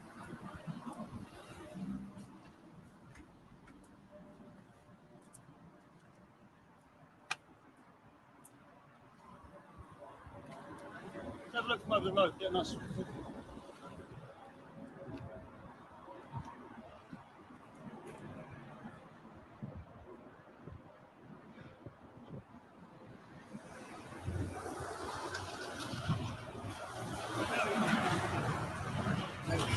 Suspicious living quarter here.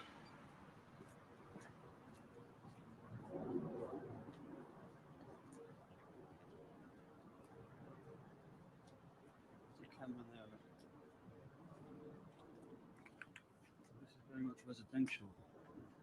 There's also boat moorings behind it. So there's some odd community here from the looks of things. Look at the top, you see the graffiti on the highest point of the roof? Yeah.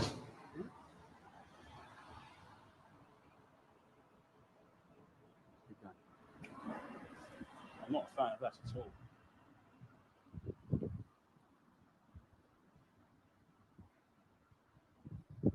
Modern artists, I don't think they'd appreciate my taste. But there's a whole community in there. And as I mentioned, this area is incredibly leftist. There's an Antifa fire mass shop here, a cinema. There are markings everywhere. Clearly, more than just a few social environments for them here. Places for them to graffiti, etc. Deptford's not that big, so I'd wager that building right there, and this entire community, which is running behind these walls here, is more important than meets the eye. Who knows? Only the viewer can decide.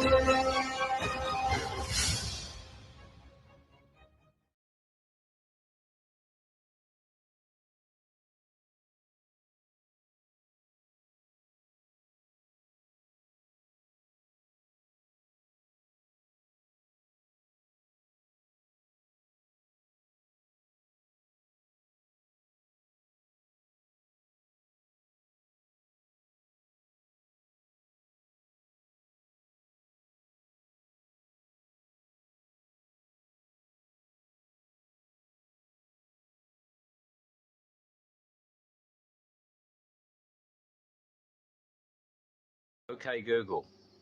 Who is Vinnie Sullivan? On the website resistinghate.org, they say, Vinnie Sullivan, real name Vincent Burke, runs a YouTube channel called The Reality Report. He first came to the attention of Resisting Hate as part of John Magan's racist group The Flower. Isn't that a doozy? Cheers, Google, you biased cunt.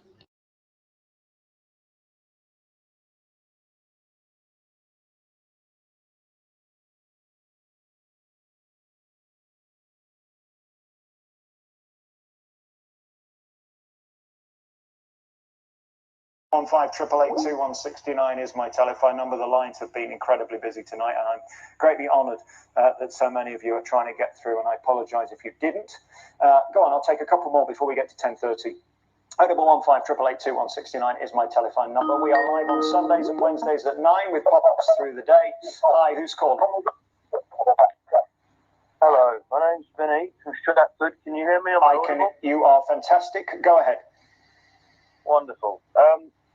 I just wondered, because earlier you were talking about migration, and you was referring to, who was it, Priti Patel and Boris? Wouldn't it be more prominent to talk about, say, Alex Lancer, the Jewish chap with Britannia Hotels, which is being paid by the Home Office? You could Google this now; it comes straight up. I'll tell you what I'll do. I'll have a look at it and we'll talk about it on Sunday if we can, because when we name people, we have to be very careful, sir. So I'm going to leave it there because I don't know who that is, but I will look into it, I promise you, and we'll find out. I know Britannia hotels are being used, so we will look into that and find out what that's about. 15888169 is my telephone number. The lines have been incredibly busy tonight, and I'm greatly honoured that so many of you are trying to get through, and I apologise if you didn't.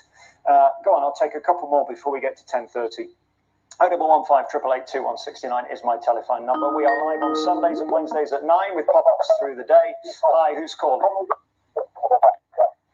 Hello, my name's Vinny from Stratford. Can you hear me? I can. You are fantastic. Go ahead.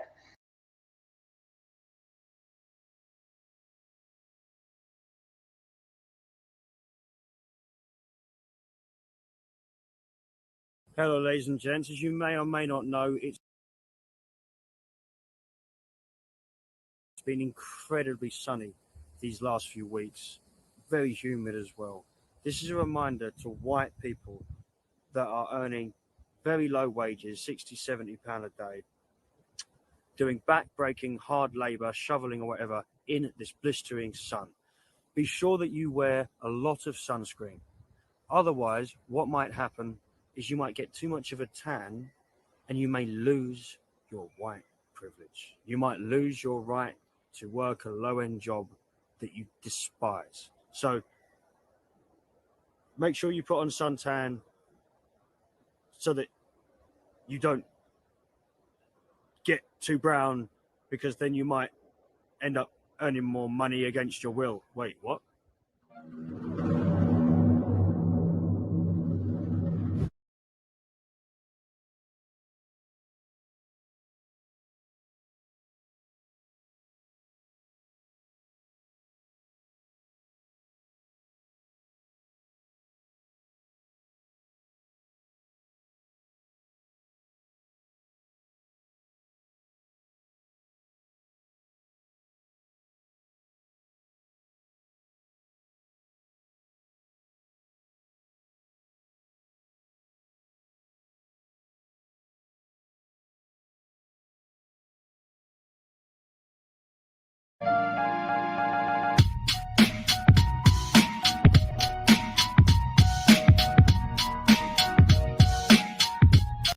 Lose your money. I know, but we cannot do nothing for Really?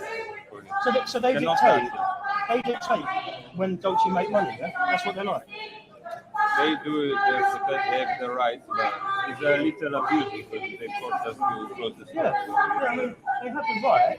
You have the right to do things that are rude. You don't do it because it's rude. Yeah, but me personally, I cannot touch it. No, of course not. Of course not. No.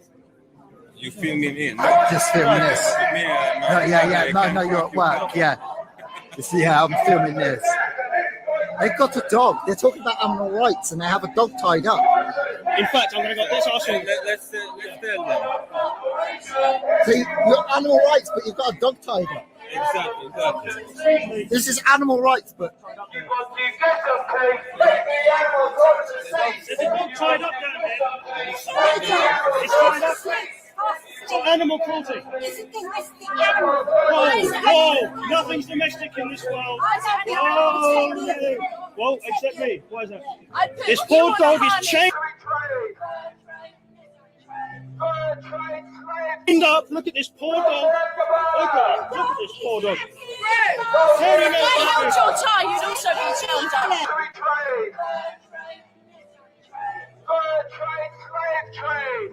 Because you seem to be chained educated. I'll tell you what, you would be entitled to hold my tie. Oh, really? Oh, really? See? She just won the day. For that, we'll leave her alone.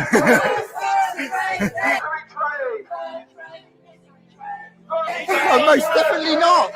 What's results? It gets results. Bird trade, misery trade. Bird trade, slave trade. Yeah, she won a song, mate. So, as you can see, it comes down to individuals now dictating on businesses selling their products.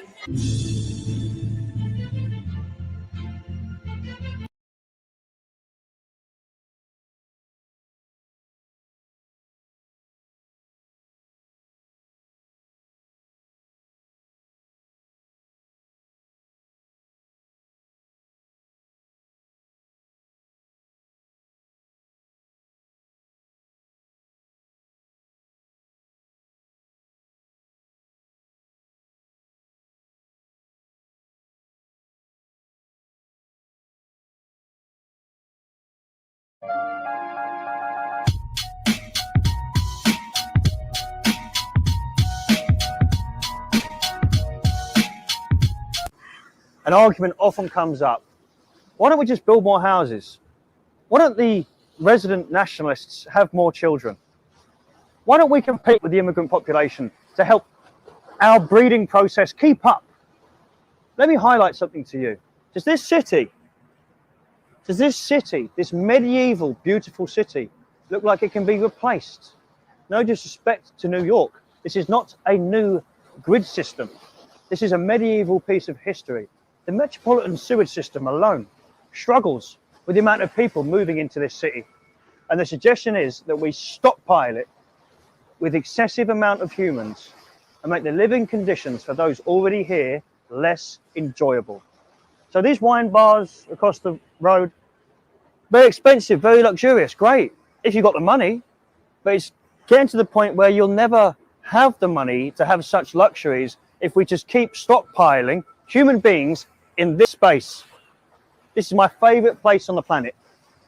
And, you know, only a while ago, the police were telling me where I can and can't go because my political beliefs don't match up with the people in charge of my favorite place on the planet. So ask yourself, as an Englishman, a British person, a Westerner, do you have to explain yourself why we do not want to increase our population too highly? You don't have to be a genius in economics to understand that a small, tiny speck on a planet which is far too overpopulated cannot handle the amount of people that we're getting these days. This, ladies and gents, is something that you as a Londoner, you as an English person, are lucky enough to have as your capital. Stop allowing people to decimate it and think for yourself.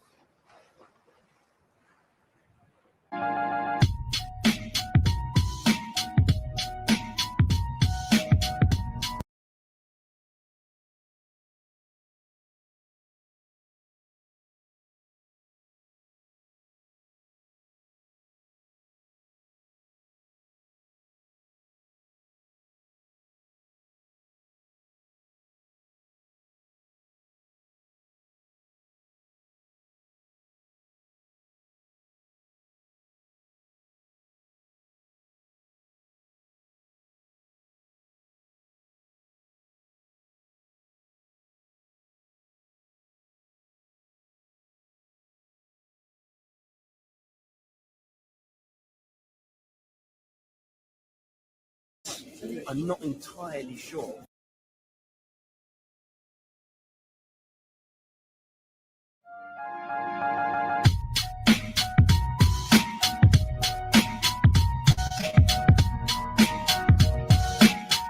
Hello, ladies and gents. We've come to the country's capital, London, to the capital of the country's capital, Westminster, where we're going to go and have a chat with some LGBT members, as it were, and try not to use the word clown world.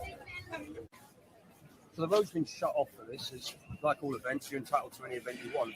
But the thing is, which really has me confused, is in today's society, people that moan about gayness and things like that will be persecuted if they could lose their job.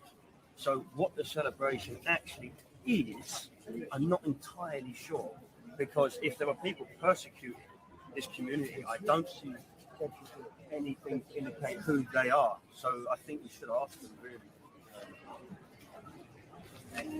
Of course, that's a bigoted notion. Of course, we're all familiar with the absolute uproar of the straight pride parade, which for some reason has caused absolute turmoil and triggerment among the left of all calibers. I reckon it's probably the only event visible from space.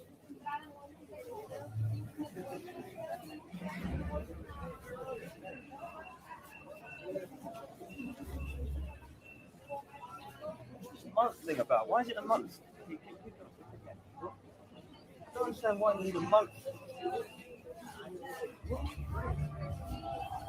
It's almost as if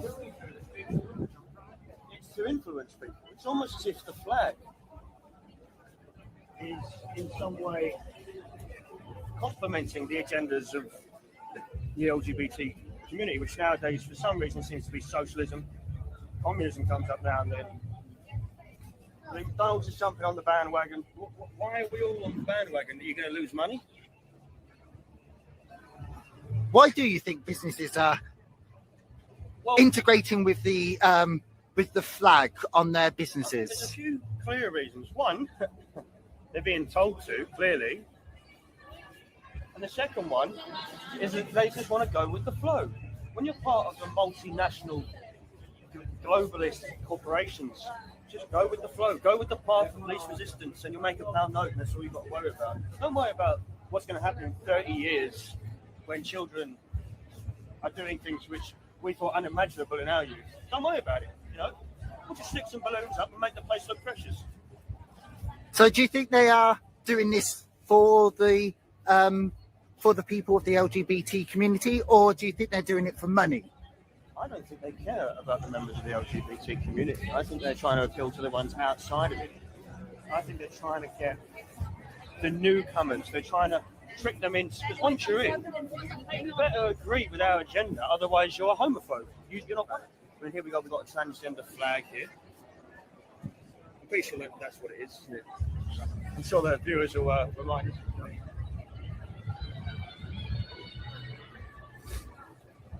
Now, I feel safe here because obviously we're God's gift to women. We're safe here, I think. It's okay. It's okay. The stewards can assist us in crossing the road. I'm going to get one of them to hold our hands. Cross here. Now, when it says cross here at an LGBT event, it could mean anything. So we're not going to cross there.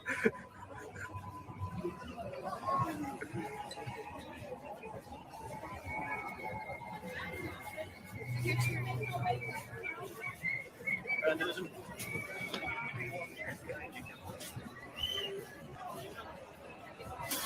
Woo.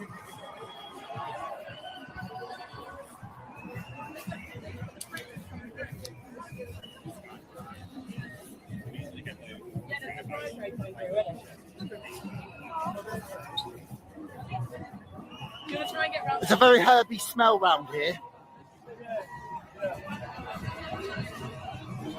Oh, here we go. No, we won't want to miss this.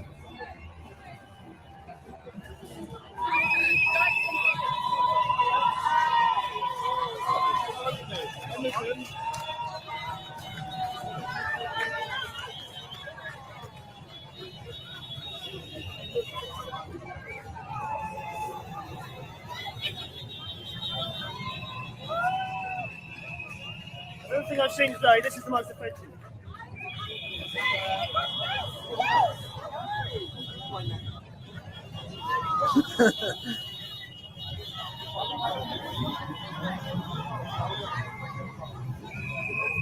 Ladies and gentlemen, welcome to Crown World. Oh, absolutely charming. It's a good place to, I mean, it looks like she's going to spill her lager on her child whilst the pride parade. And the thing is, right, the best thing is, people accuse the right of being slovenly and sort of uncouth. There's multiple kids here, people sloshing the booze all over them, you know, it's I've never seen a baby, I have actually, that's right, once or twice I've seen a baby at a conservative march. I'm seeing huge blokes in, you know, and summer skin.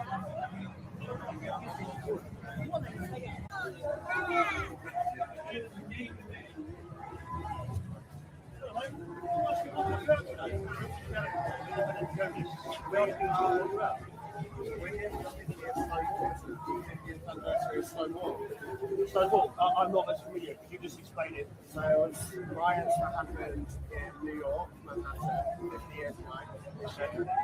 And it's where there was a police raid in a secret decade. And there was a big riot, and that's basically what started the riot. I see. And today's sort of marches in solidarity with that. Right, it's a yearly thing, but this is a big thing. Yeah, I mean, what confused us a little bit is why it's now a monthly thing. It's a yearly thing. I mean, now there's a month, isn't it? There's a Yeah, right month. to be honest, Yeah, sure. I mean, are you fussed if there was? Would you be happy with a day as opposed to a month? I'd be happy with anything. Well, Whatever we can get. Can we just check out your funky shoes? Pick up my guy's funky shoes. Thank you so much for talking to me. See you soon. There you go. Thank you. Take care. What an interesting turn of events.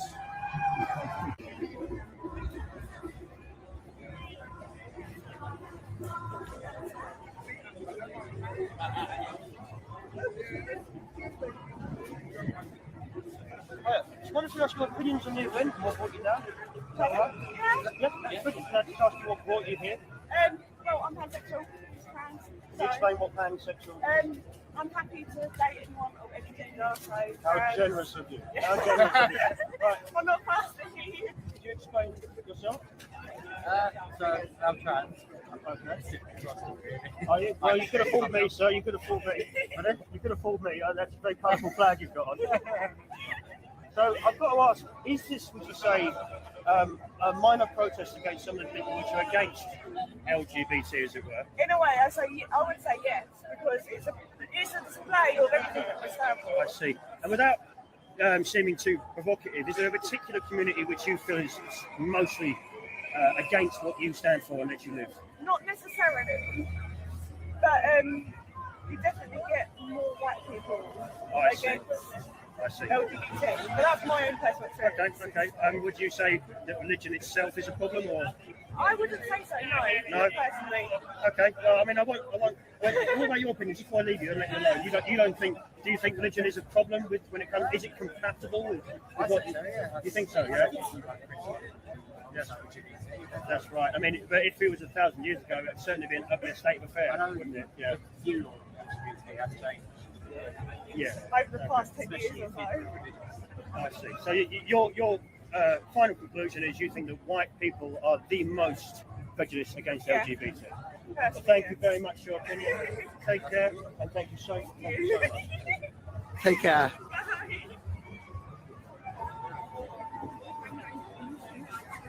There is a huge chance that I may eat my bottom lip off at some point today. There's a man over there with butterfly wings on. There's a woman that just basically completely and utterly lied to my face. I'm struggling to know what I'm fighting for these days, ladies and gentlemen. Just to think I was going to stay indoors, Glenn. Just to think. Aren't you glad you didn't? I am ecstatic. I wish I hadn't smoked my last cigarette a moment ago, though.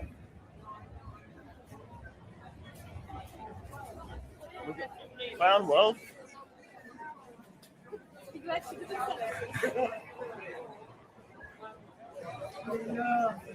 People at the other end, they're BBC, so you haven't got a one of them.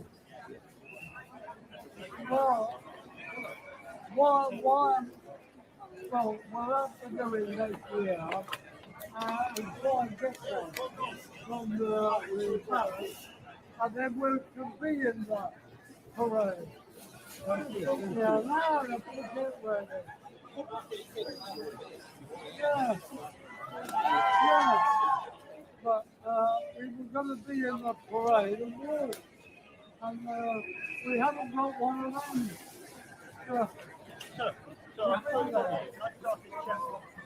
We wanted to be in the parade. Right, but you can't be. But we haven't got a label. You haven't got a label? Well, I'm a guardsman of the barrack. So we've got to go back now and change.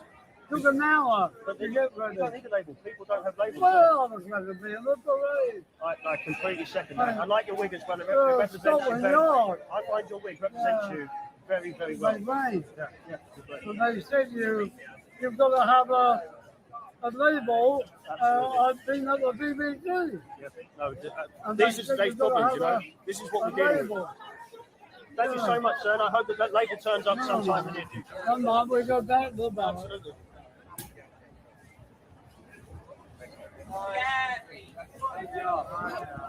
Look, I jumped on that.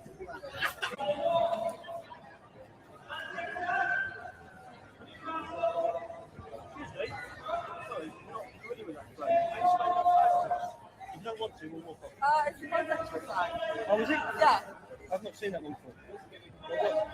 Where's it come from? Derived from? No idea. No idea. I just know obviously the pink and the blue for like. It's very female sexy. there. It does you justice. Thank you.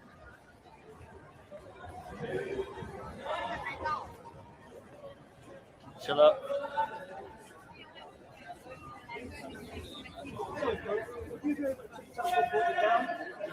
Would you be willing to just tell us what brought you down today? You're an independent journalist on YouTube. Yeah.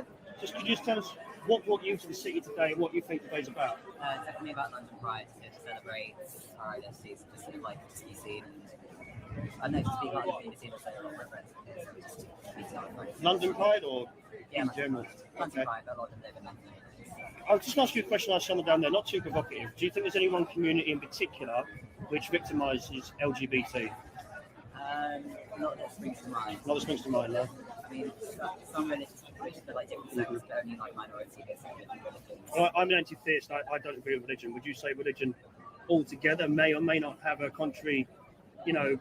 I get what you're saying. I think that society is becoming a lot more sort of secular, but I think I'm not anti-theist per se, because I think it's very important for individual communities and it brings a lot of people together. So, for example, like I have some family who are Christians, so I don't generally. Do you get on? But however, they are incredibly wonderful people, and it's such a very small part of their identity. It's a community for them. So, for example, like my grandfather is 98. That's his identity. That's how he makes friends with people. I was quite impressed you knew the term anti-theist straight away. Not many people. I did philosophy GCSE Did you? Good many man. years ago in sociology, and I've All right. But, so you accept there might be a religious issue at hand here? I think so, but I don't think it's. I think religious issue is not really one focus on. I think it's more political, and I think at the moment. I think it's less. I don't think it's the main issue. Well, before I leave you alone, would you say there's much room for conservatives in LGBT? Yes. But, you see that spite trying to hold it down. Yes, I think there's room for everyone who is LGBT in the LGBT community, but. Try not to spit. I can see it. Yeah. It's hard for. I think for a lot of people, it can be very hypocritical for people who are very far right to then be part of it. For example, like Trump, like making a tweet, like being all like pro-LGBT when he's doing actively anti-LGBT. Trump administration is very active. And that's how you feel among the LGBT community, is it? That's what he's doing. I'm not going to argue on his side. He's definitely not pro, and I think generally most conservatives, generally a lot. Okay. Well, final question: is he expected to be pro? I think he should be at the very least neutral. But the fact that there's so many negative access, like the trans ban from the military, or just a lot of how trans women are treated in America as well, especially black people. I think that's something that really needs to be dealt with. He's definitely, he doesn't seem to be at least neutral, so I think he should be at least neutral. Okay, that's fair enough. Thank you so much for your time. And take care. Thank you. Oh, for Christ's sake. For Christ's sake.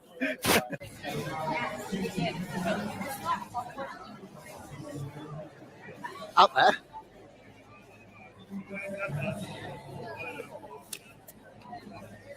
Charles, do you want to tell us what brought you down today? You're an independent YouTube. Okay. Yeah, what? You know what? Turn around. Start again. When you sandwich down, I'm going to do you justice. I promise you that will not go anywhere. Well, edit it out.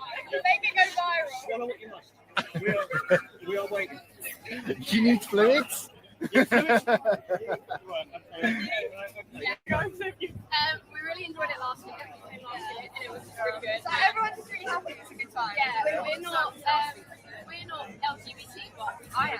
But we still just come because it's like asexual vibe. Asexual. So basically, you're greedy. No. I don't like anyone. Oh, yeah. Sorry, I think he's asexual with pansexual. Is it pansexual? No, bisexual. You mean bi? No, there's another one down there that said they'll sleep with anyone. Yeah. And then they're now bi sort of in it now, based on personality. Is it? That's pansexual. So you like some of their personality. I'm learning so much today. Right, okay, so you're bi. I'm asexual. Sorry, asexual.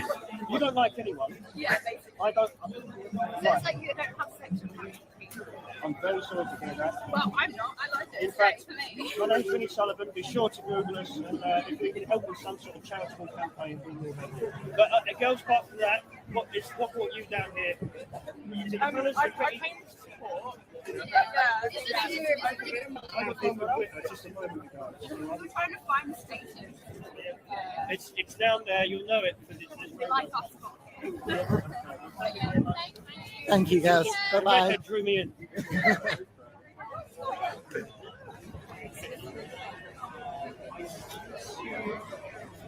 I mean, in their defence,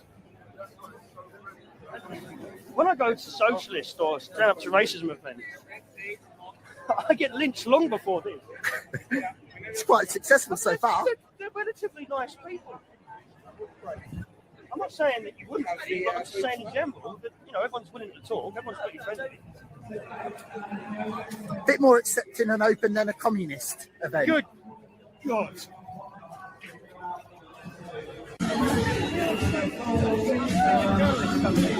Sorry, quick ask you about yourself. Yeah. Can you just tell us about it? What brought you down here? What put this shirt on your back?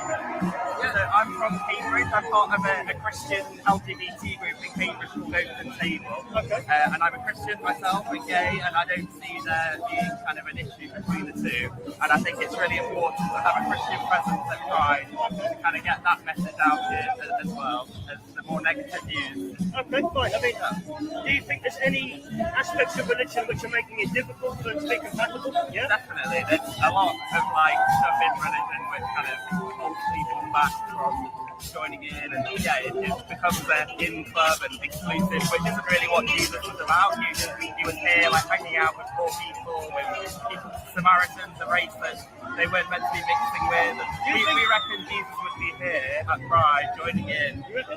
Do you think Christianity is the most accepting? It hasn't got a great track record. I think each religion can be misused, and each religion has so much love in it as well that it can be embracing. So it really depends on the person and where they're coming from. But I guess our hope is that we can allow that. With love. Where do you come from, sir?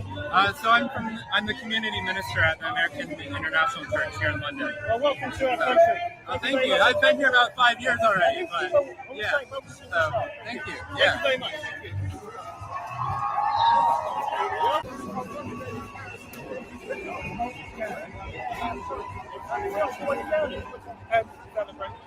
Yeah, I mean, but what do you see it is about? Well, this is more of it's a combination of a protest and a celebration of what's going on at the moment and how this community is being prosecuted for just being who they are. Is there any one community in particular you feel are persecuting LGBT? In this day and age, I'd say it is the trans community that's getting persecuted more. By who? People who, I'd say people like Middle America are mainstream religion because in their eyes it's not normal. Okay. Before I leave you, is there room for conservatives in LGBT? Tough one, yeah? It's a tough one purely because from what I know, the Black Party doesn't necessarily parties ideals from what I know of, don't really know is the ideals of that community. So you would probably think not? No. Okay, well thank you very much for your time, sir.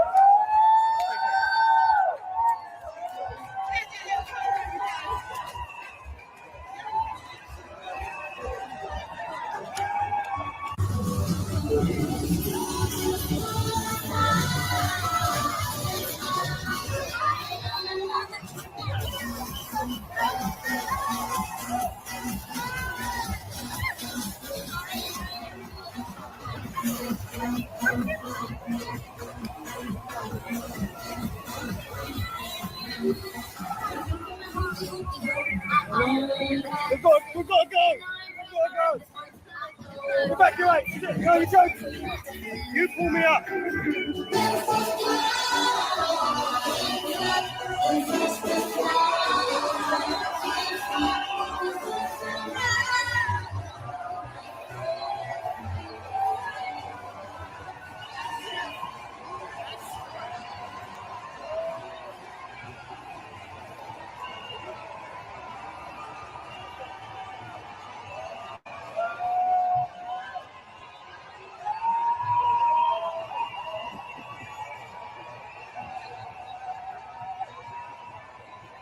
Trump balloon. I found my target. If I manage to get over the road, I want the Trump balloon guy.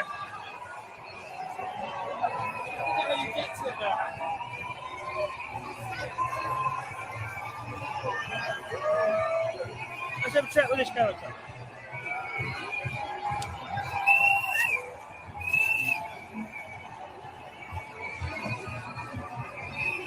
Hey, do you want to tell us what brought you down here today? What was that? Do you want to tell us what brought you down here today? We're independent journalists. Oh, hello. Hello. Tell me exactly what I'm going to say. Hi there. Just tell us what brought you down here. What I've done here. And what brought you here and what you think this march is in aid of. What is it? Oh my God! It's like, I think the most important fight ever. We have so many more people coming in. We have obviously issues with Brexit and everybody's just wanting for equality. It's amazing. Yeah. So much better than ever. I've been coming for like 10 years. So much better. Want to show us your outfit? Yeah. Absolutely.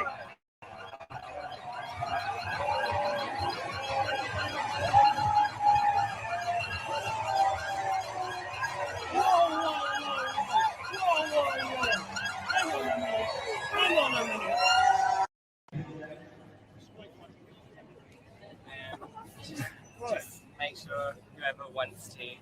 What are you journalists for? We are independent journalists for what goes on the sea. Called the reality report. Feel free to For Google like, it.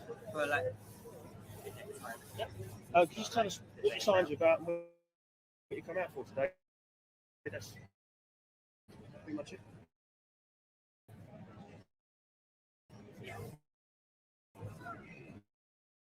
Yeah. Why you're here. You know, I saw you all coming with your signs. I thought this looks like an interesting group. So who are you then? Reality report. Independent journalists. Like a YouTube channel, and we report the stories of what goes on the sea. So we're an interfaith group, and we're made up of people that want to celebrate Pride from different faiths and beliefs. So it's really important for us to be here to celebrate and to show that being LGBT and being faith can go together. That's interesting. I mean, I won't keep you too long. You look very happy today. Yeah. You look very happy. Do you think there's any contradictions between the two at all? I mean, I'm not going to ask too much of a prying question. I just wonder, do you sometimes struggle with your cause and making it compatible with LGBT? Is it a hard slog that you've got ahead of you?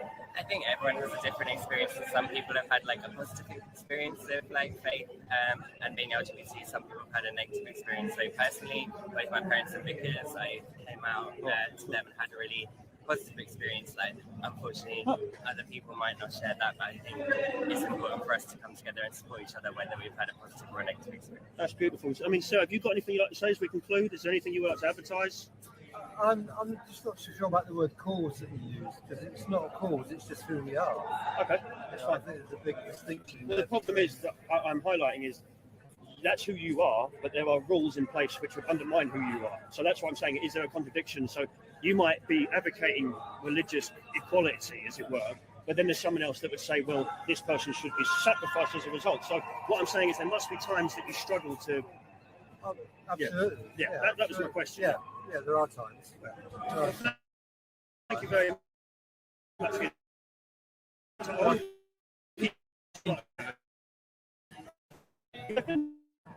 Thank you so much for your time, sir. Okay, thank you.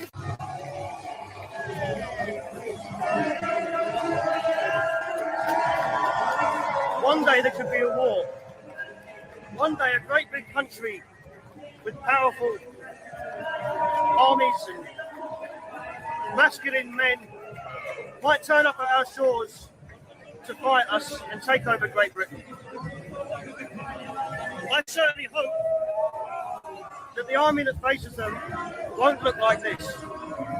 In the 1940s, people were tough, whether they liked it or not.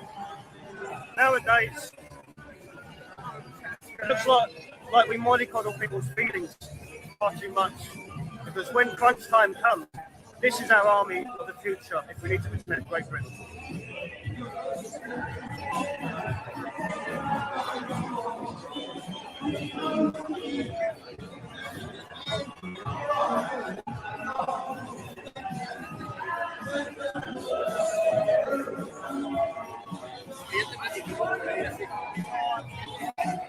sandwiches. Nutritious snacks. Prawn sandwiches.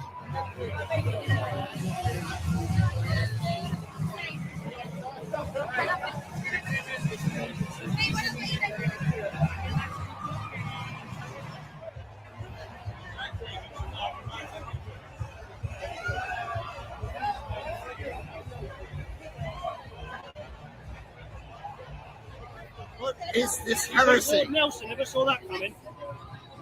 I think Lord Nelson would be turning in his grave.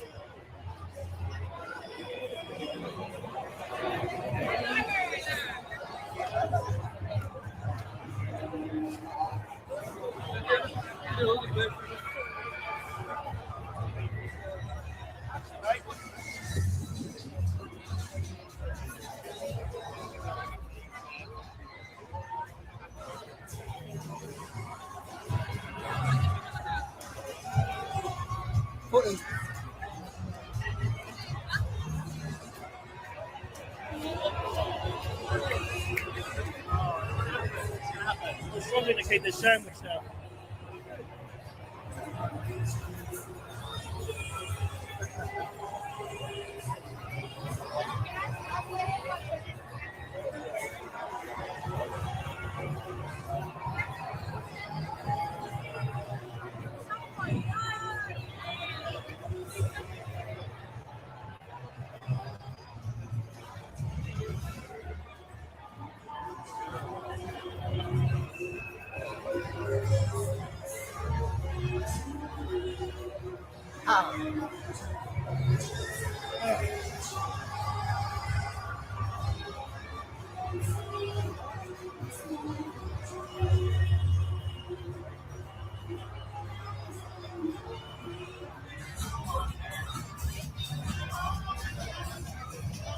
There's a lot to be said. I just personally think that a lot of brilliant people are being very heavily manipulated into a bad thing. You know, I think that this whole thing is basically just a socialist, communist, anti-British nightmare, and that's what they've fallen for. They're not bad people.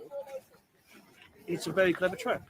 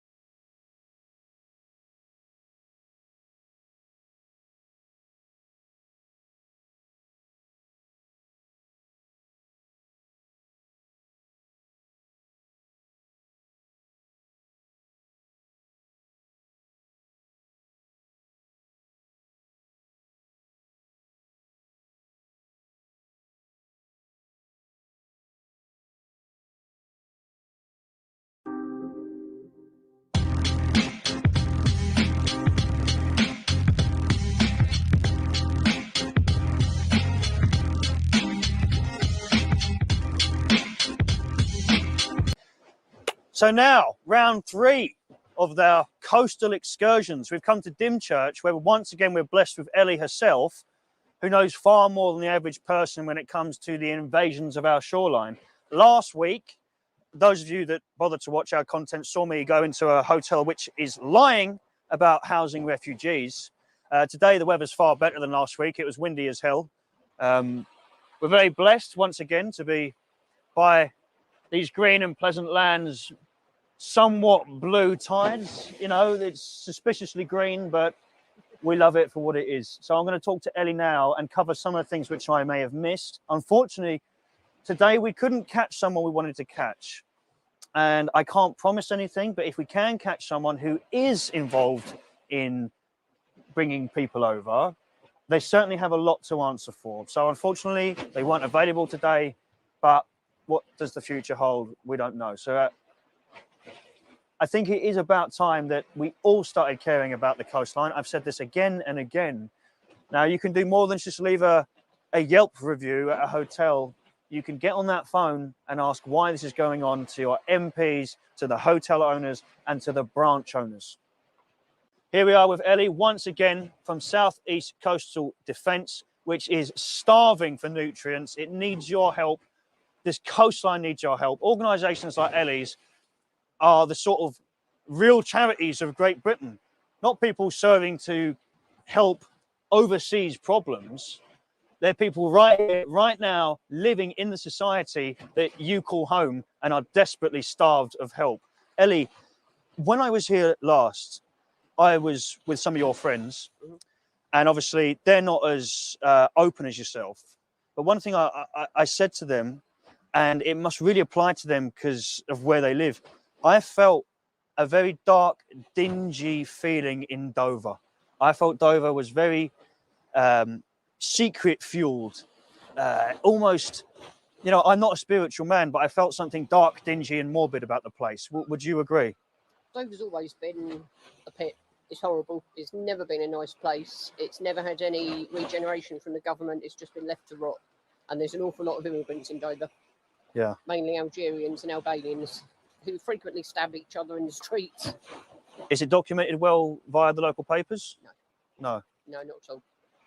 But it's common knowledge amongst the residents? Yeah. Yeah. Yeah. I mean, I was in Dover a couple of months ago after I'd met Joe, and it was only about 7 o'clock at night, and I didn't feel safe walking through the town to get my bus. Really?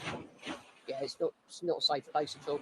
Well, like I said last week to our other guests, how would you feel now in 2019 if you was a 17-year-old girl? I wouldn't feel safe at all. I mean, it's like Joe said, her daughter, she's literally just graduated, and it's not safe for her to go out at night. Yeah. It's not safe at all. The innocence has been stripped. I mean, I was lucky enough when I was a kid.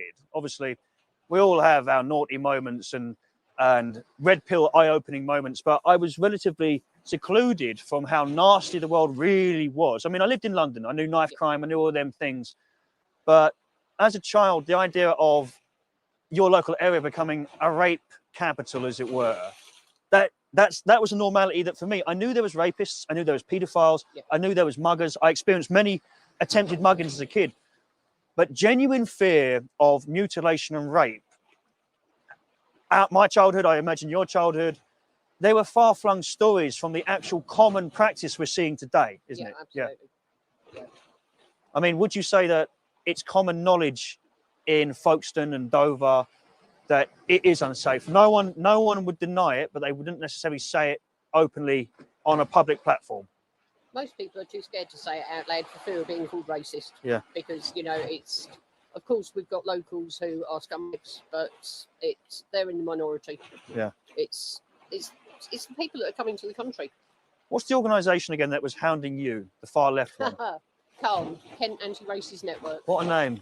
What a name, Khan. It is a woman called Bridget Chapman, who, Yeah. I mean, a couple of weeks ago, they were on Folkestone Beach on Sunny Sands, and they put a big heart with 39 in it, for the 39 Vietnamese. And they were all there with their banners going, "Refugees welcome." Vietnamese?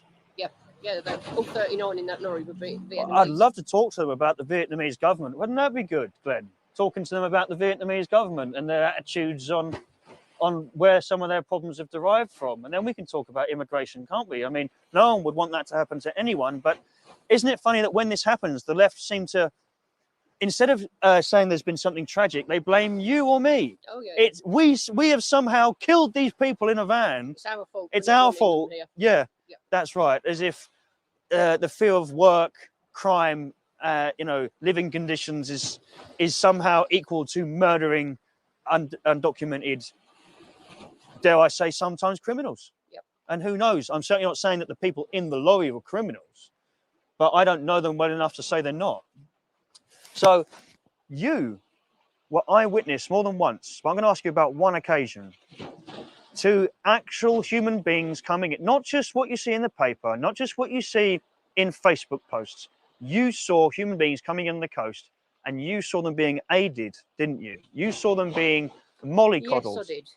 So tell me, from scratch, roughly, what you saw. I didn't actually see the illegals. I got a message saying that there were a load coming in at Greatstone. So On this occasion that we're talking about? Yeah. Yeah, okay. Yeah, and when I got down to Greatstone, I saw 4 immigration vans. So I jumped off the bus, went over to talk to them, and they basically said, yes, we have had illegals coming in. We're not sure how many, but we're down here to sort them out. And when they realised that I was recording, one of them got very sarcastic with me, told me she wouldn't talk to me anymore. So I went over the road, I was waiting for my bus, And then I happened to look up and I saw this lady coming down from the beach with some of the immigration officers. Uh-huh. And I recognised her as Carly Morris from, Carly she Morris. tells me she's from Dover, but I think she's actually from Deal. Okay. And she, every time you see anything reported, it's her footage and her photos. Let's stop you there. Once again, I have a stunning, beautiful assistant with me. He's going to send me an online document from Kent Online on this character in question, where I shall present them. Now, it's unfortunate that we have to do this because it happens to me, it happens to the best of us. Sorry. And I, more than anyone, know that bullshit articles online aren't necessarily true about you. So I'm going to read this with a pinch of salt and leave it up to you because I've got articles and most of which aren't fair. So I can't judge someone, but from what I'm hearing, an eyewitness account of the immigration officers receiving aid from, for some reason, this woman who seems to comfort undocumented refugees is, okay, so this is Carly Morris. Once again, we'll come in for a nice look. I'm not sure how well you can see that.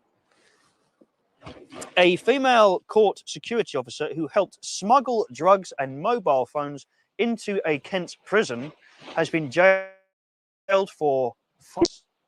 Now I know some pretty dodgy characters, and you know some of them have done 10 or longer years, but you know I know a lot of people that haven't done time, and 5 years is a long, impressive time. So she must have really been playing astray.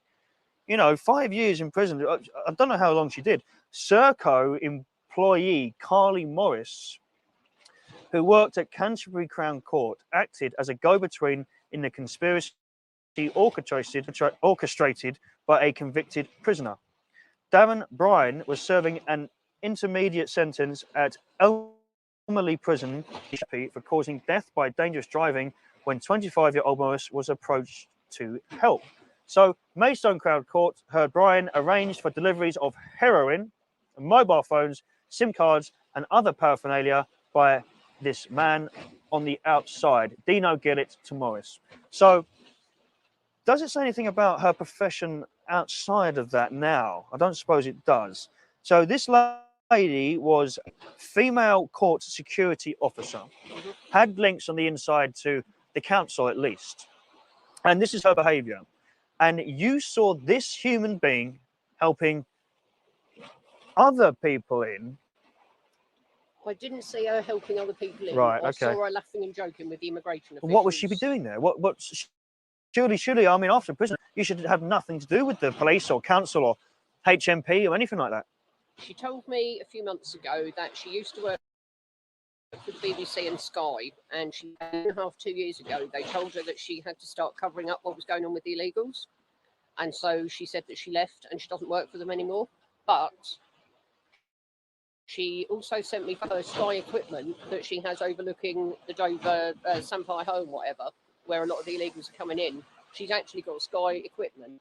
Nearly every report you see with any photos or footage comes from Carly. Really? So her phone would be an interesting thing, wouldn't it? oh, wouldn't it just? She wouldn't let me have her phone number. Myself and Joe asked her several times if she would meet us in Folkestone, Dover, Dymchurch, wherever, and she said no, I can't. It would blow my cover. It would blow her cover.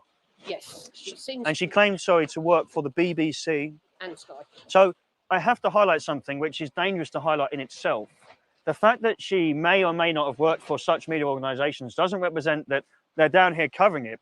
It represents that there are dark, seedy, nasty people that happen to work in all of these organisations. She's not here because she may have been a BBC journalist. She was a BBC journalist because of what she is.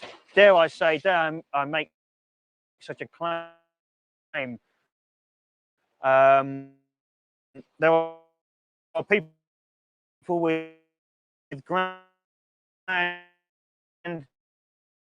nasty schemes, and they all seem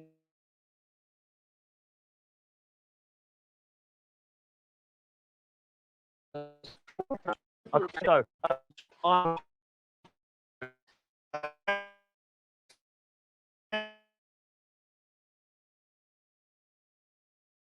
Ago, it was raining heavily.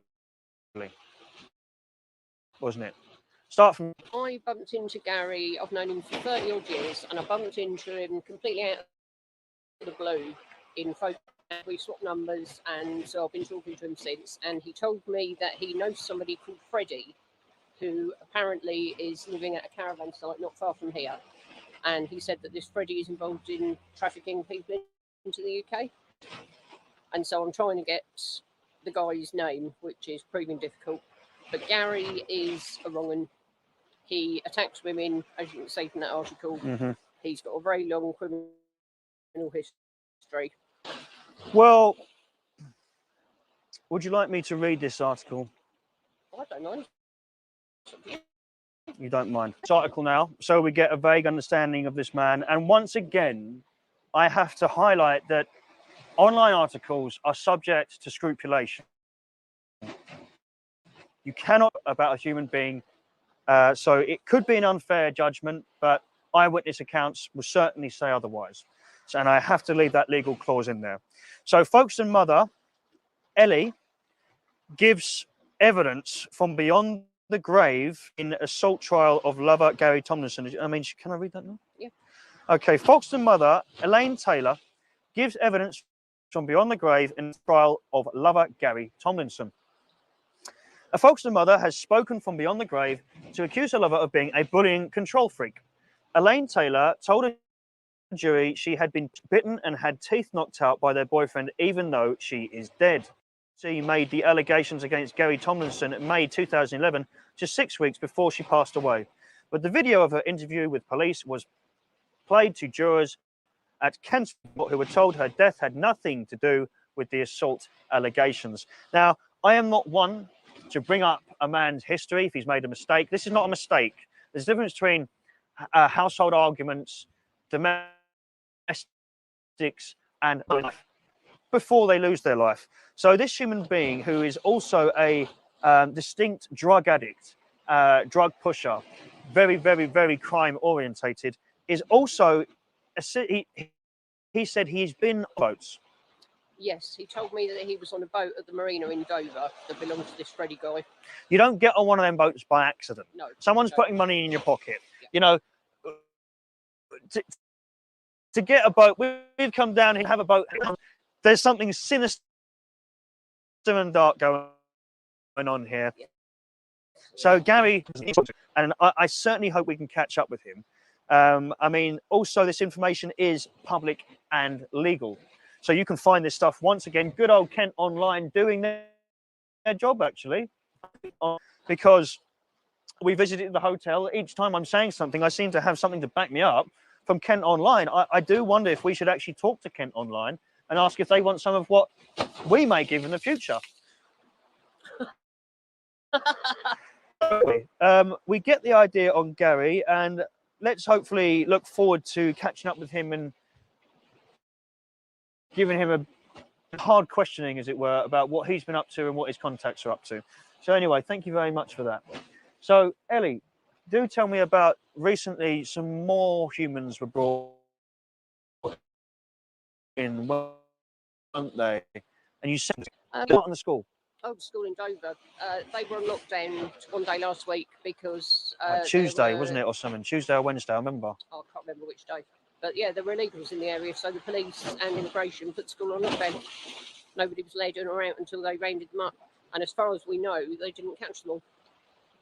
So Well, we don't know where they've gone. Even if they caught them, then what? Well, they would arrest them, process them, and then tell them to report to the Croydon Immigration Centre in 2 weeks. And then they say, off you go, and then let them go.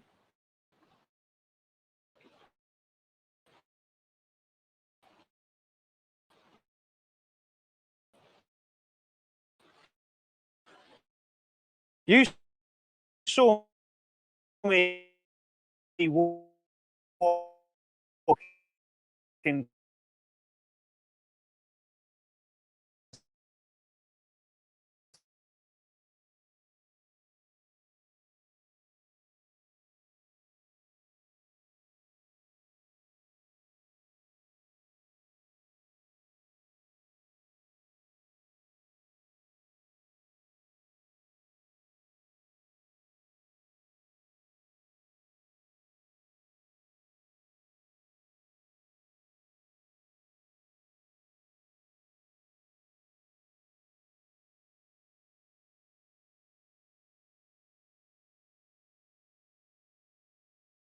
the big group, and it's Britannia Hotels who are allowing the illegals to stay all around the country.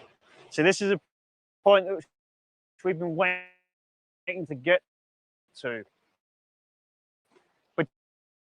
Britannia Hotels are something we're now going to have to look into, because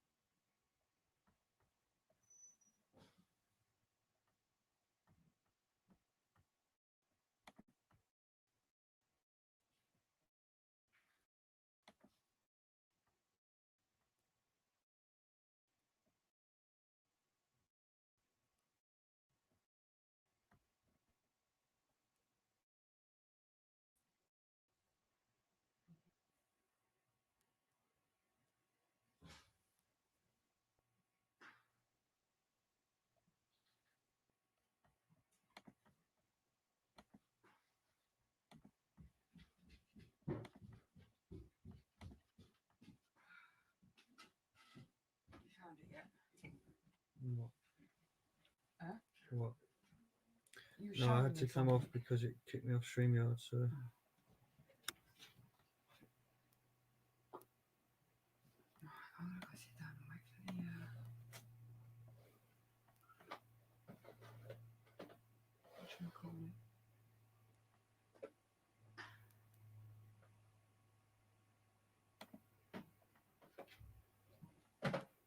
Something very interesting about Heinemann, leader of the SDF, was some of the company he kept. Which brings me to the beautiful Grosvenor Square in London, a very affluent, expensive area. Surrounding me are world embassies. Just to my right is the Italian embassy. And we'll pan out here now and look at this beautiful square, roughly where we are. As I said, affluent, expensive, beautiful area. Used to have lots of residences scattered about it, especially one which we're going to have a look at right now, which is this one here behind me with scaffold on it. That's the building that brings us here. No, he can hear you. One of the friends of Heinemann was Lord Randolph Churchill, father to Sir Winston Churchill. Very interesting man. Described by some of his friends in some captions as a socialist, but he was a Tory member of Parliament. The same Tory member of Parliament which helped form a subgroup, a group within a group of the Tories, which was dedicated to the foundation of Israel. This group had the likes of Balfour himself, which you'll recognise the name from the Balfour Declaration. It had Wolfe, a very influential parliamentarian at the time. Now, something else that people might not be aware of about Randolph are the rumours about his wife, Jenny, mother to Winston Churchill. Rumour has it she was a bit loose. Rumour has it she used to sleep around with influential men. One of these influential men just so happened, apparently, to be King Edward VII, grandfather to King Edward VIII, the abdicated, disgraced king in the lead up to the Second World War. If you was to be a conspiracy theorist and you was to look at an image of Winston Churchill in his youth around the same age as Edward, King Edward VIII, around the same age, if you was to, really let your imagination run away with you, you would say that they look very much related. So when you look at the lead up to World War II, and you look at this resentment Churchill has for the king, maybe there's more going on here than meets the eye. Who knows? Just allegations. Maybe we're looking at a true family feud here, not just a parliamentarian against a monarch. So here we are, number 50. This is where Randolph lived. A little bit of an anticlimax, though. Though it's a beautiful area, very expensive area. Massive anticlimax if you were to compare it with Blenheim Palace. Now, Blenheim Palace was gifted to Randolph's predecessor, John Churchill, for pushing back King Louis in a great battle where King Louis was trying to keep Catholicism alive in Europe. It was in aid of what you know as a Protestant regime, basically. So, John Churchill, ancestor to Randolph Churchill, went to war with France. King Louis, known as this narcissistic, evil world leader. And for beating him in battle, We're literally having sex. Can we please just finish and then you can speak again? Winston Churchill was born, lots of his hair left directly above the bed in which he was said to have been born. It's the palace where he claims to have gained all of his body experience and worldly experience to take on the Germans in the Second World War. It's where he studied the portraits and scriptures of his ancestor John.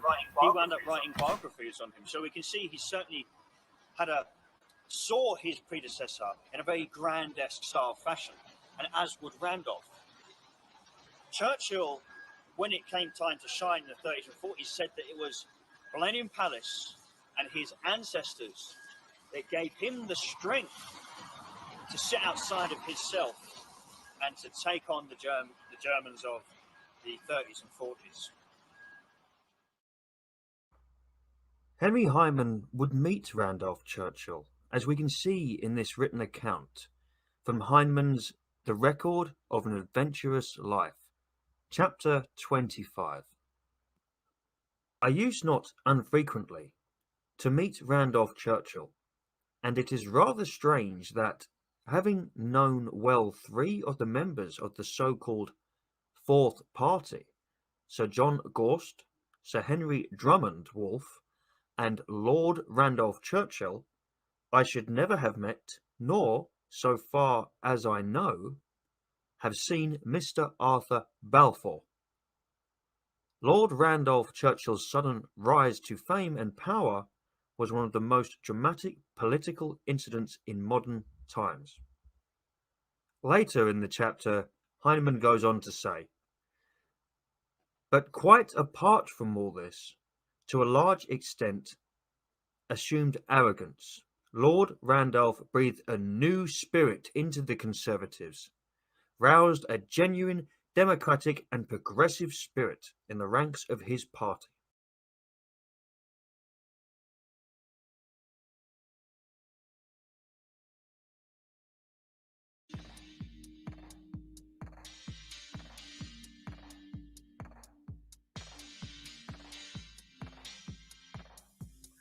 Hello everybody, bit of a mix and match video here.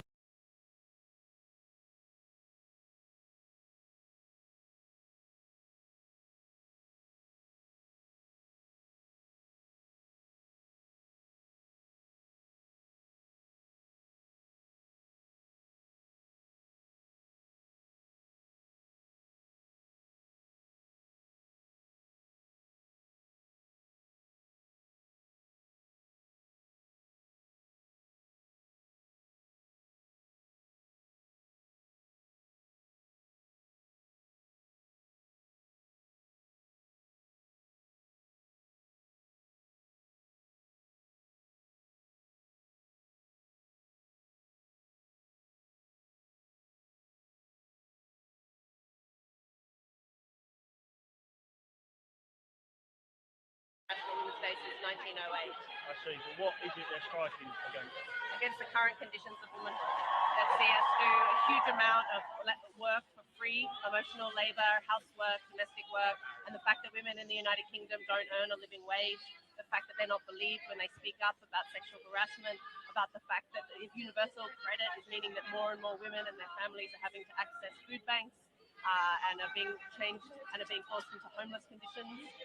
Those are some of just a few things off the top of my head. Okay, I mean, that's fair enough. I could probably think of an example for each way when it might not be true. But, really? Yeah. Bring it. Well, for a start, there's no such thing as a wage gap, because if there was, every office would be full of women to save on money for a start. I don't understand your logic. If I'm an employer, I would only employ women because I wouldn't have to pay the full wages. I'm talking about women earning the living wage. No, they earn the living wage. It's illegal not to. If you go and have a baby, that's different. You don't put in the extra hours. It's, by statistics, you don't put in the same hours. So I'd recommend that you get in contact with some women who are organising to fight for the London living wage. People like cleaners Won't they and be biased? domestics. Won't they be biased? Biased for what, mate? Women. For women.